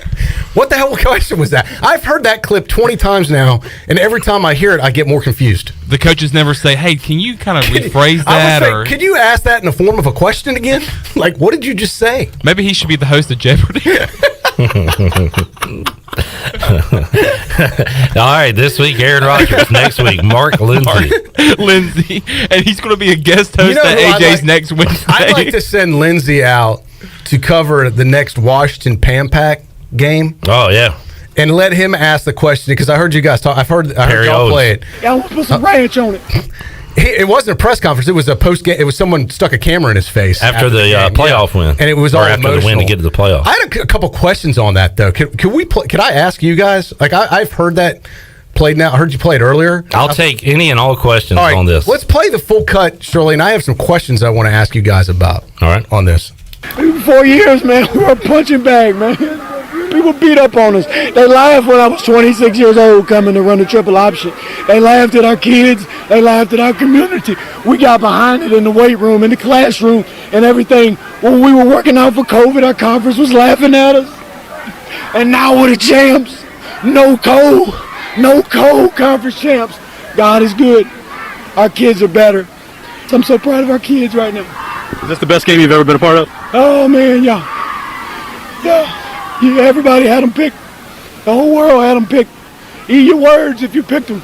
Eat your words for 5 quarters. For 5 quarters, eat your words. Yeah, I want to put some ranch on it. Eat your words. There he is, Perry Owens, Washington. Everybody had him picked. The whole world had him picked. Had him picked. What is he talking about? Had him picked where? The whole world had Kinston winning that conference. The whole world? Who? Yes. 5 media people? The BBC. I mean, listen, I'm happy for his success, but this is a little dramatic for me. The whole world. slow your roll, buddy. It's just watching. Hang on. Impact No football. way. I've got to say, the whole world. As the host, I mean, come on. As the host of this show, you're not going to come on here and talk junk about Perry Owens. I'm not talking. I'm asking questions, Clip, in the form of a question. Who is they? They laughed at us. Who is they? I didn't hear anyone laughing at them. I don't like. I don't like where this is going. He said God is good. The kids are better. Is he saying his kids are better than God? They are gods. They're better than God. I've got all types of issues with this stuff right here. I want answers, and I'm sending Lindsay out to get them. Here is my question. A little bit. Are your kids better than God? A little bit. Let me ask the real questions, Troy. What kind of ranch? Hidden Valley? I mean, where are we going? What and kind why of ranch? Why could it have been honey mustard? Put some ranch on it. Put some hot sauce on Personally, I don't like ranch. Put some ranch on it. I don't like ranch. Well, you know what? He probably don't like you. Who is they? Troy Dreyfus. I want to know who they is. Troy Dreyfus is out there laughing at us, man. He's over there. He's going to use on his show. And your next. I'm not laughing at him, but I think he's being overly dramatic. What a drama queen! I mean, come on, man. Wow. I'm just saying it's a little much. I'm not on board with this. Save this cut when they win the state championship here in a few years. I'm taking the opposite. Troy Dreyfus, man. Said he could do it on Pirate Radio. I like his passion, and I think I like his give a damn. But I just think maybe it's a little too much. Oh man, we have some interaction on Twitter. Chad Moore chimes in and says, "Is Troy Dreyfus calling someone dramatic?" Takes one to know one, Chad. Fair weather, idiot. Kenny says, "Easy, Troy. It ain't all about D.H. Conley."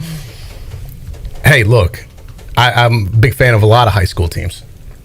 Troy is a front runner. I'm surprised he's not on the Washington bandwagon right now. Our 92, our 104.1 audience out there. No, I'm proud of these guys, and I hope they go make a big run. But I just, the whole world thing. I was like, huh? The whole world? It's Troy Dreyfus calling someone dramatic. Wow, put some ranch on it.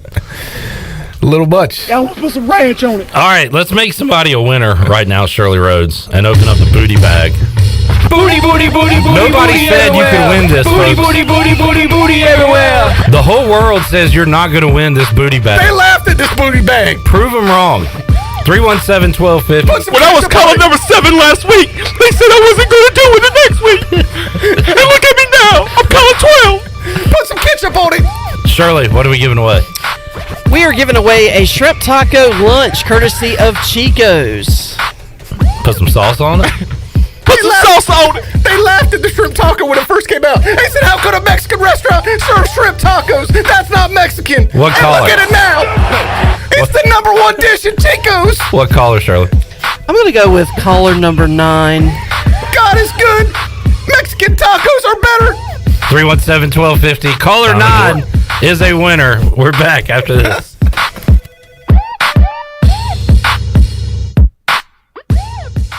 Hey Pirate Nation, this is Tom Brown from Brown & Wood Buick GMC Truck. We've been serving the Pirate Nation in Eastern North Carolina for 83 years. We have 4 brands, 3 generations, 2 showrooms, and 1 goal to make sure you leave a happy customer. This month at Brown & Wood, get a 2021 Buick and save over $5,000 off or 0% for 72 months. And as always, Brown & Wood is the home of the lifetime powertrain warranty. We're located on Greenville Boulevard next to the Convention Center, or shop us online at brownandwoodauto.com. Here with Mike Mullis from Fixed NC. And Mike, you were telling me the other day, people ask you all the time, I didn't know you did that. What does that mean? You know, anything that involves property damage repair, call us first. If it's your crawl space, you've got interior humidity issues, a water loss, your ice maker line breaks, obviously fire and smoke, everybody knows we do those. But anything that involves interior or exterior property damage, we're your repair experts. Mike, how can everybody get in touch with you? 252-999-0001 or fixednc.com. You've worked hard to start your business and are working even harder to make it successful. That's when it's most important to have a community bank and a local banker in your corner. This is Eric Clark from Select Bank and Trust. Our team of local bankers care about you, our customer, and the communities in which we all live and serve together. As the business and economic conditions of 2020 threw you many curveballs, our team at Select Bank and Trust remains steadfast in being responsive to your ever-changing needs. In 2021, choose Select Bank and Trust. Bank local, bank select, member FDIC. Ahoy, mateys! To keep those cars clean, you need the Pirates Cove Fast Pass. The new Pirates Cove Car Wash and Haviland Express Lube on Glen Burnie Road in New Bern is now open. Pirates Cove in New Bern is offering Fast Passes for $9.99 for new Fast Pass customers. You can visit us in Greenville on Fire Tower Road, Memorial Drive, and on East 10th Street. And have you heard? Pirates Cove on Fire Tower Road is now offering interior cleaning. So we have you surrounded. Pirates Cove, the official car wash partner of ECU Athletics. Warren's Hot Dog Pizza, homemade lemonade. Hey, Pirate Nation, Warren's Hot Dogs, 2 locations are open for business in Greenville and Chocowinity. Both locations have drive-through windows, so stop by today for hot dogs, pizzas, subs, apple and peach turnovers, homemade lemonade, and breakfast in Chocowinity, featuring homemade cheese, ham, and chicken biscuits, plus sausage dogs and more. Warren's in Greenville, across from Ron Ayers Motorsports, and in Chocowinity, next to the fire department. Warren's Hot Dogs. Want some? Get some. Hey Pirate Nation, this is proud ECU graduate and former baseball player Brandon Manning inviting you to join my team at Farm Bureau Insurance. Right now is a good time to review your coverage with a local trusted agent like me. I will make myself available before or after business hours, and my clients always have my cell phone number if they need anything. From home, auto, or life, give me a call today and let's talk about your insurance coverage and about the Pirates. Call 531-1812 and go Pirates! University PC Care has been busier than ever repairing personal PC and Mac computers and iPhones during this pandemic. And we thank you for your support. Now, with everyone streaming and doing work from school and home, you may have discovered that your home Wi-Fi just isn't cutting it. It may be time to upgrade your home network, and University PC Care can help. To make a network assessment appointment and discover upgrade options that fit your home, go to talktowilliam.com or learn more at universitypccare.com. Have you ever seen those exotic aquariums like the guys do in Las Vegas on television? You ever thought about having one of these aquariums in your business? It's more affordable than you think. This is Hal Pruitt with rentafishtank.com. We can make having an aquarium in your business turnkey with no work, cleaning, or hassles for you. Rentafishtank.com creates a relaxing atmosphere and keeps children occupied. Rentafishtank.com already services many dental, pediatric, and doctor offices, plus hospitals and senior living centers. Check us out at rentafishtank.com. Pirate Radio. Pirate Radio. Pirate Radio.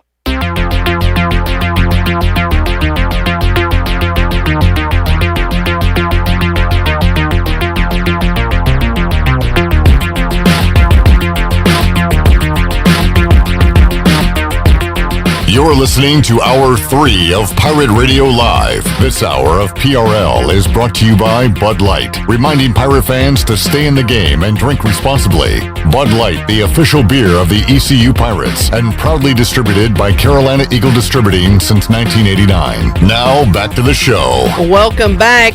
Congratulations to Al Leonetti of Greenville. Picked up a shrimp taco lunch courtesy of Chico's. Grab your amigos and head to Chico's.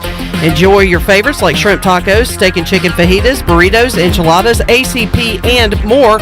And ice cold cervezas and Chico's famous margaritas are always available as well. For Mexican food and fun, it's got to be Chico's. Now let's head back in to Pirate Radio Live. Here's your host, Clip Rock.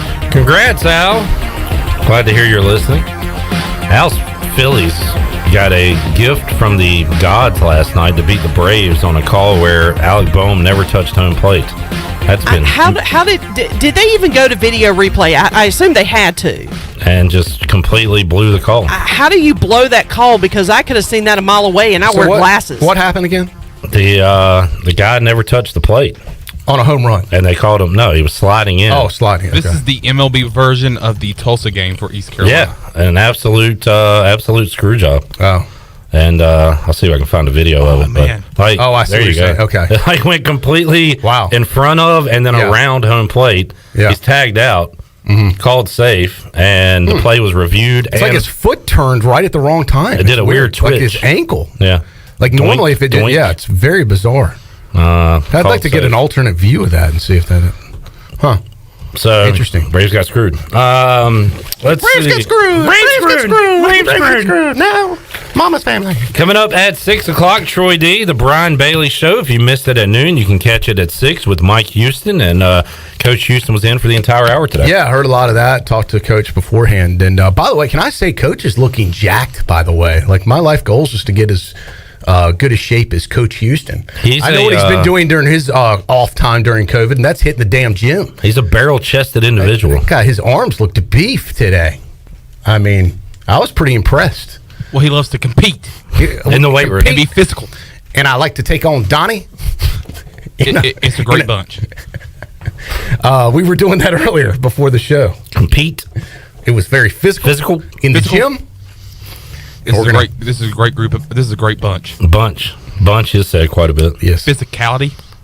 Let's hear a little bit from the real Mike Houston instead of our awful impressions of Mike Houston. Coach was asked who were some younger guys that could see the field this season for ECU. Well, I think we got a lot of them. You look on either side of the football. Offensively, I'll just think of a guy that I think's had two really good practices the last couple times out. Taji Hudson, former quarterback. We moved him to receiver. He is a big physical kid. Made a great play on a jump ball and a post ball yesterday in practice, and every day he's doing a few things more and more right, and looking more and more the part. And you got a lot of guys like that. Shane Calhoun, I think, is having a great spring at tight end. Had a big play in the red zone yesterday, but doing a good job in the run game and the pass game. Up front on the offensive line, Trent Holler was back, full go yesterday, and certainly a guy that I have high expectations for this fall. Excited about him. Defensively, and you could go just almost every position, but defensively, those young D linemen, this has been a great spring for them, and excited to see, kind of what they're going to develop into. Mike Houston there talking about some of the younger guys that are stepping up right now in spring football. I'm excited. Is it excitement time? It will be. Yeah, I haven't had a chance to get out there yet, so I hope to be able to excitement time. Get out there once or twice to see what these guys are all about. Apparently, Wednesday's Pirate Radio Live guest was out there this weekend. Big Bryce Williams. Yeah, Bryce begging to finally get out there and dang, I got to go to practice. They look pretty good. Yeah, hey, I forget what I'm looking at, but I'm so used to hunting and fishing, I'd forgot football. I about reeled me in a big offensive lineman out there. Dang. And Donnie said, I would like to put him out there, see if somebody could tackle his big butt. So we'll talk to Bryce, see what he saw out there. He's been talking for like weeks wanting to get out there. He finally got out there. Mentioned earlier in the show some news that the Patriots had released Julian Edelman, and now we have learned, courtesy of Julian Edelman, that he is retiring. He didn't pass the physical. Yeah, that was why they listed. Right. They released him. But he is he's not going to join Brady down in Tampa to go for a ring. He apparently is retiring, I believe. Let me make sure that was not just I'm done with the Patriots announcement. I believe that was a done with football. You think he'd want to be one more year with Brady? Yeah. Put the band back together. But they already added another player earlier today, and he has officially retired. Giovanni Bernard, who was in Cincinnati forever, is now going to go to Tampa. Like, they are definitely all in for another ring down in Tampa this year. Right now, and I mean, they've got to feel great about their chances. They're the front runner for sure. Stays healthy, especially Brady. Yeah. All right. Troy D, what'd you do this weekend?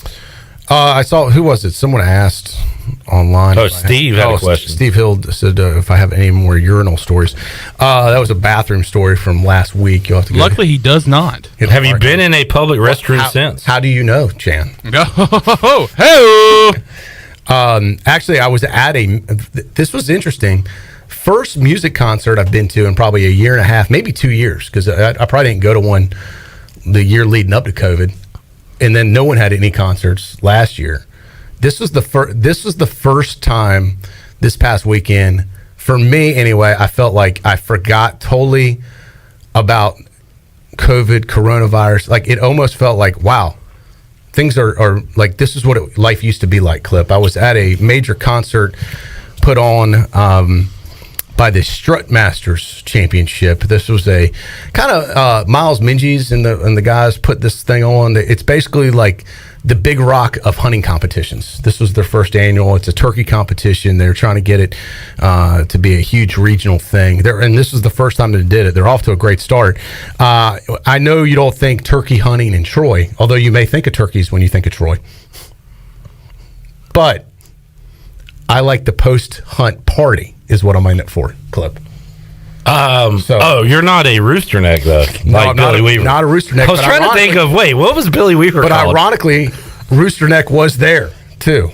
Oh, Rooster Neck? Yeah, he was at the event, too. So we went to the concert after the event. It was outside of Farmville, somewhere in Greene County. And it was they brought in Dustin Lynch. And if you're a country music fan, you probably know he had a number of number one hits. I think Mama's House is right up there in the top 10 right now. This guy's a big time star, and they put on an awesome show. So that was a lot of fun. But I thought about, like, this is an outdoor venue. There's not really any bathrooms. So what do you have? Porta potties. Oh, Porta John. Could there be a situation in a Porta John? I am proud to report, even though I was there for 3 hours did not have to visit the Porta John once, so I have no Porta John story for you. Thank goodness. Now, was that a choice, or was that... No, it was amazingly, it was just... didn't need to go? I had no urge. Okay. Yeah. Good. Which I didn't think about until afterwards. I was like, oh, thank goodness I didn't. Because if I started thinking about it, then I'd have the urge, and then I'd have to go to Porta Potty. Yeah, those are tough to go into. And that's like, that is Russian roulette of bathrooms right there. They're tough to go in sober. Because you can go in a porta potty, and if you're the first one there, it's clean, it's fresh, you're okay. But I've been to some, man. They're disaster areas. At a halftime of a football game. Yeah. And it needs a hazmat crew in there to clean up. I mean, it is, and I'm not talking about like, I'm just saying if you're just standing, minding your own business, you don't want, it's dangerous. Yeah. Everybody's probably been in one of those. If you've ever been to a big event that has porta potties, and you hit the porta potty late into the event, you are taking a major health risk. No doubt. Which is why you really need to take the edge off before you go in.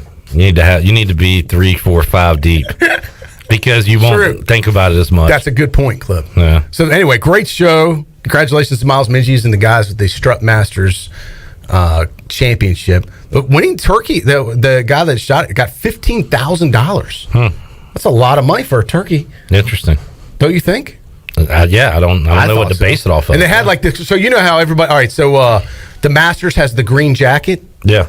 These winners, they had custom the blue jacket. The blue jacket. It was a blue sport coat they all got. That's part of the trophy. There was a bunch of turkey tears. Them turkey tears. Them turkey tears. Thank you, Bryce. I have to ask him what he knows about this. I'm surprised he wasn't there. I should have asked him. It can be a total goat rodeo. Is that next on your agenda, Troy? Goat rodeos? Yeah. I would go to a goat rodeo. They kind of sound like fun. Yeah. Have you ever been to one? I have not. Me neither, but they sound crazy. Never heard of one. Yeah. So, all right, let's get another break in and we'll come back. We'll have more for you on Pirate Radio Live on this Monday. Back with you with Troy D when we return after this.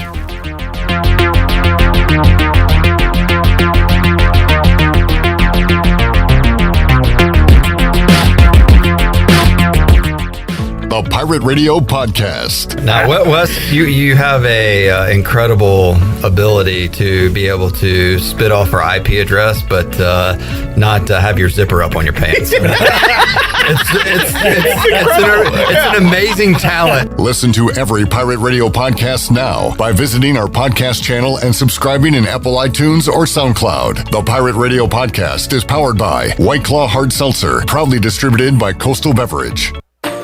Did you know time spent outdoors can help improve your children's health and bring balance to their life? The Outdoor Heritage Advisory Council invites you to join the Patch program. This program is for any child under the age of 16 and includes activities like fishing, hunting, and hiking. These are just one of the many ways you can earn the exclusive patches from the Outdoor Heritage Council. For more information on how to sign up and get your adventure started, visit outdoorheritage.nc.gov.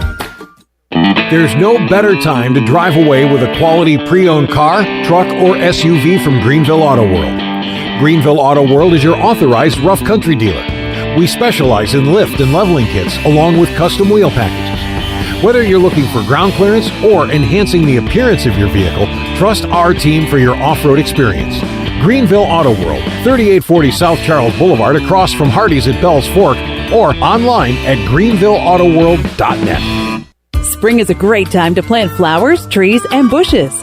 When planning your landscape, please keep in mind that you should never plant anything within 3 feet of a gas, electric, or water meter. The same thing applies if you have an electric transformer in your yard, except keep plants 8 feet clear of the front in case crews need access during a storm or an outage. Always remember to call 811 at least 3 business days before you dig to avoid underground lines. This important safety message is from your neighbors at Greenville Utilities. How much does the word reliable mean? Sure, all businesses describe themselves as reliable, and we certainly wouldn't expect any business to be unreliable, but when you take a word like reliable and make it your way of life, the entire core of your business, it tends to mean a little more. And it's something you have to show people, not tell them. At Delcor, we show it by being there the same day you call. We show it by simply doing outstanding work with exceptional products, a family-oriented work ethic, and genuine caring for all of our neighbors throughout Eastern NC, because in a time of need, we know the first and the only thing you need is someone you can count on. That's why we only use equipment you can count on too, like a train comfort system. It's hard to stop a train. Delcor can have a new train comfort system installed in no time, or we can provide an AC tune-up to make sure your system is performing well. So will your system keep you cool all summer? Find out. Call us. We're Delcor, the service professionals, reliable for over 4 decades. Visit DelcorInc.com today. Save during Bostic Sugg Furniture's Spring Styles event. Freshen things up, make a statement, and make it exciting. Save on new looks, new colors, new styles. We have so many beautiful ways to update your home. Explore our 35,000 square foot showroom. From name brands like Bassett, La-Z-Boy, Rowe, Kincaid, and Restana, get up to 15% off plus 6 months special financing, or get special financing for 48 months. Step up your style right now at Bostic Sugg Furniture. Find yourself working from home or at least spending more time there? Want some remodeling for your house or a fresh look? How about a new deck or screened-in porch to add livable space outside? Don't know who to call? Well, you do now. Call the professionals at R&R Remodeling. They've been serving the local community for 15 years. Ronnie and his crew can help you today. Call for a free quote, 252-286-4119, or visit R&R Remodeling on Facebook. R&R Remodeling, construction you can count on. Hi, this is Phil Steele of Phil Steele's College Football Preview Magazine, and you're listening to Pirate Radio, the voice of Pirate Nation.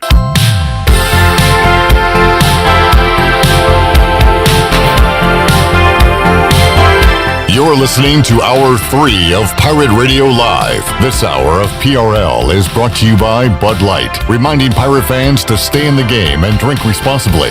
Bud Light, the official beer of the ECU Pirates, and proudly distributed by Carolina Eagle Distributing since 1989. Now, back to the show. Welcome back. Orthopedics East and Sports Medicine Center of Greenville's new extended care clinic is now open Saturdays and Sundays from 10 a.m. to 2 p.m., so you can avoid the emergency department for any urgent orthopedics care. For more information, call 757-2663 or visit orthoeast.com. Let me try that again. Boy. He's struggling. Orthopedics East, providing services to Eastern North Carolina and the Pirate Nation for more than 35 years. Take it away, Clip. What did you do this weekend, Shirley? You're a little burglary. A little bit off today. Yeah, I'm not going to tell you what I did this weekend because, well, other than PA for softball, I'm not telling you what else I did this weekend. Wow, that good, huh? No, because you're going to mock. Because you're going to mock me, and I'm not going to have it. Shirley, would I mock you? Yes, Shirley. Frogs bump their asses when they hop, of course. All right, so go ahead and tell us. No. We don't have that much time left in the show anyway. We both struggled with our reads today, thanks to Bud Light for our ECU report earlier in the show. Grab a Bud Light, but drink responsibly. Proudly distributed by Carolina Eagle Distributing since 1989. Chandler saw this news earlier today and says, "Is this real?" And apparently it is real, Troy D. There is going to be a movie. Adam Sandler's Happy Madison Productions will have a movie coming out called Home Team, and it is based on Sean Payton being suspended from the NFL during Bountygate and coaching his son's youth football team. Are you serious? And playing the part of Sean Payton will be Kevin James, Paul Blart. He's going to have to lose a lot of weight. Yeah, he has. I mean, he's he slimmed down? He's like slimming down. He might get but big Sean again. Payton's a little dude. Is that interesting? Is Sean Payton going to get... I guess if they can make it funny, they'll do anything. Is Sean Payton going to get money out of this? Is it a comedy? Yeah, it's Adam Sandler. It's Kevin James. It's got to be a comedy. Coaching his son's football. Well, I don't know. He's still a big-looking dude. Yeah. Especially compared to Sean Payton, who's a little guy. But it sounds like a really boring movie. It's going to be on Netflix, so I'll watch it. Yeah. Now, is Sean Somebody Payton... made a good point. Frankie Muniz from Malcolm in the Middle is a dead ringer for Sean Payton. Yes. Should have gone that route. Yeah. What were you saying, Chad? I was just going to say, is Sean Payton going to get money off of this movie? Because that would be stupid for him. According to the article on Pro Football Talk, Peter King is reporting all this. Sean Payton recently read the script and made corrections, so he's like involved in it. Yeah, so maybe he will get some executive cash. producer, if you will. So he basically gets rewarded for one of the most for Bountygate. For Bountygate, yeah. Is Greg Williams going to be a part of this? Yeah, who's playing Greg Williams? I don't know. Yeah, that's a good point. Who's going to be the bad guy? Greg Williams. But anyway, there's a movie coming to Netflix. I think later this year or next year. One of the most infamous scandals in National Football League history, and it's going to pay off for Sean Payton. When's the Deflategate movie coming out? Yeah, who plays Brady? I still think that's a bunch of nothing. I know you're a Brady Patriots apologist. Look, deflated balls, inflated balls. The guy wins no matter what. It doesn't matter. Yeah, that is true. So why did he do that? I don't think they never proved anything. They never proved he did anything. They never proved anything. It was all hearsay, speculation. Who's they? Exactly. The NFL. Put some ranch on it. Put some ranch on it. The whole world was against him. Ranch on it. When they said my balls were flat, they said I couldn't do it. They laughed at him. On it. They laughed when I went to Tampa Bay. The whole world said the Packers are going to do it. No. I'll listen. I'll give that coach his due. Maybe some guys like old balls. Thought he couldn't. Maybe some folks thought the Pan Pack couldn't win the championship. Nobody was laughing at them. That's what I'm saying. You don't know that. Who was laughing? People he knows were laughing. I doubt that. You doubt it, but you don't know. I don't know, and I'd like to. I want names. I want to know who these people are that laughed at the Washington Pan Pack. You don't follow Washington Pan Pack football closely enough. I'm telling you, the people I know, like in Washington, support the Pan Pack. Yeah, he's talking about people outside of Washington. Who are these people in Kinston that laughed at them? Glenn Griffin. The big dog would come in here every day just laughing. Duly noted. Scott says Bradley Cooper could play Tom Brady. That might work. We should do this for Pirate Radio. What if we had a Pirate Radio the movie? Who would play Troy D in Pirate Radio That'd the movie? Interesting. Yeah. That'd be. I don't know. That's a great question. I'm going to do like you did Wes the other day and say Dwayne. I'm not going to say because we do have someone to play Wes, but I don't want to say it publicly. No. I know it's wrong, but we do. But he would be perfect. Kyle Busch could play Troy D. Yeah. We'll see. We'll test test his acting. Waters. Skip Holtz, of course. Yeah, Skip Holtz. There you go. I was confused at one time. This is a true. I was going into checking. I was checking in at the hotel in Columbia, South Carolina, for the ECU South Carolina game many years ago. Last time we played in Columbia, and one of the fans was there from out of town next to me checking in. He said, "Oh, aren't you? You coach the basketball team, aren't you, Coach Lebo?" Oh, wow. I think I wasn't wearing a hat, and I had freshly shaved my head, and they thought I was Coach Lebo. You know how when you're with a partner for a long time, you start to look alike, or you start to look like your dog? Troy starts to look like ECU coaches. Yeah. A lot of times, I would always get confused with Skip Holtz. Yeah. It was happening so often, I stopped explaining that I wasn't. I just accepted the role. I could see that a little bit. And I thanked them for their support, and I told them I'd try and hook them up with tickets. Go Bulls. Yeah. No, that was when he was here. Troy D played by Ed Harris. You know, that guy was in, what was it? Not Old School. It was, what's the weekend movie in Vegas? Hangover. Wasn't he in a Hangover? Wait. No. You're talking about Ed Helms. Ed Harris is old. I'm sorry. You're going to be Ed Harris you're gonna was be really in Apollo offended by 13. Oh, damn you. Screw you. I love that. He was in Westworld, That dude Truman looks like Show. 30 years older than me. He is old. Yeah, come on now. But he's bald. I want Gal Gadot to be me for the Pirate Radio movie. Who is that? Wonder Woman. Oh, yeah, Wonder Woman. I want. It needs to be people that look like you, though, not that act like you. No. I want to be played by Seth Rogen. There's not anybody that looks like me. No, that's not true. Reno Collier, the comedian, looks like you. Who the hell is Reno Collier? Google it. All right, let's take a break. In the face, looks just like Shirley. All right, we'll come back and wrap up Pirate Radio Live. It's Shirley's twin. Wait till you see it. You know what I'm talking about, Clip? I do. Yeah, he does. In the face. But it's a dude. Oh. Yeah. Oh! But so now I look like a dude? No, I'm just saying, he looks just like you in the face. Keep stepping in it, Troy. Just keep digging that hole. We'll be right back. We'll be back right after this. The area's #1 pool builder for over 40 years is Greenville Pool and Supply. From fiberglass to vinyl to custom concrete, they do it all. And if you already have a pool, make sure your water is clean and safe this swim season with the help of the pros at Greenville Pool. If you bring a water sample to them, they'll test it for you in the store for free. And going on now is the annual water care sale with 20% off all water care products in the entire store. The 20% off sale is going on now until Saturday, April 17th, but only at Greenville Pool and Supply.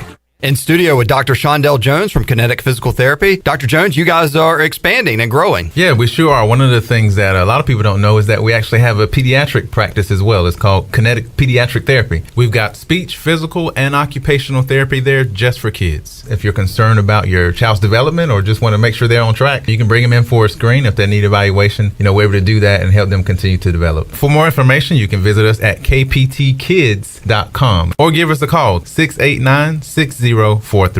If you are push mowing your yard using an inefficient lawn tractor or your current zero-turn spends more time in the shop than mowing your grass, it's time you look at a Hustler zero-turn lawnmower. Residential mowers from Hustler are built like tanks and drive like sports cars. All Hustler mowers have fabricated, welded steel decks. Don't settle on cheap units with flimsy stamped decks from big box stores. Come see Ronnie's Motorsports. It will guide you to the right mower for your property and your budget. Find us at Ronnie's Motorsports, Highway 11 north of the airport in Greenville. The best place in Greenville to unwind after work and have fun is AJ McMurphy's. AJ's has daily food and drink specials and an awesome patio perfect for some outdoor dining. Stop by AJ's on Monday for open mic, music on the patio on Tuesday, sports trivia with me, Clip Brock, on Wednesdays, and music bingo on Thursday. AJ McMurphy's, Turnberry Square at Bells Fork, and on Facebook, Instagram, and Snapchat. This is assistant football coach Drew Dudzik, and you're listening to Pirate Radio, the voice of the Pirate Nation.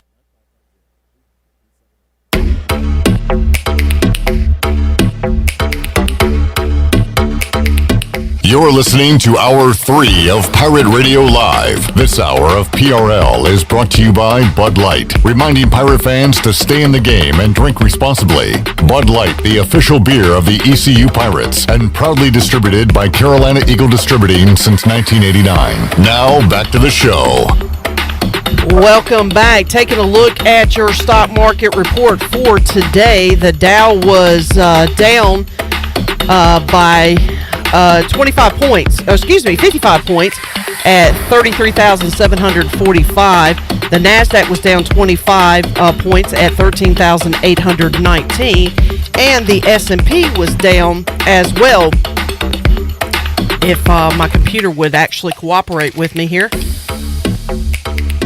There we go. The S&P was only down 0.8 of a point at 4127. That's your Wells Fargo Advisors stock market report. For a personal look into investing, call Wells Fargo Advisors today at 756-6900 in Greenville. Wells Fargo Advisors LLC, member SIPC. Now let's head back in to PRL. Here's Clip Brock.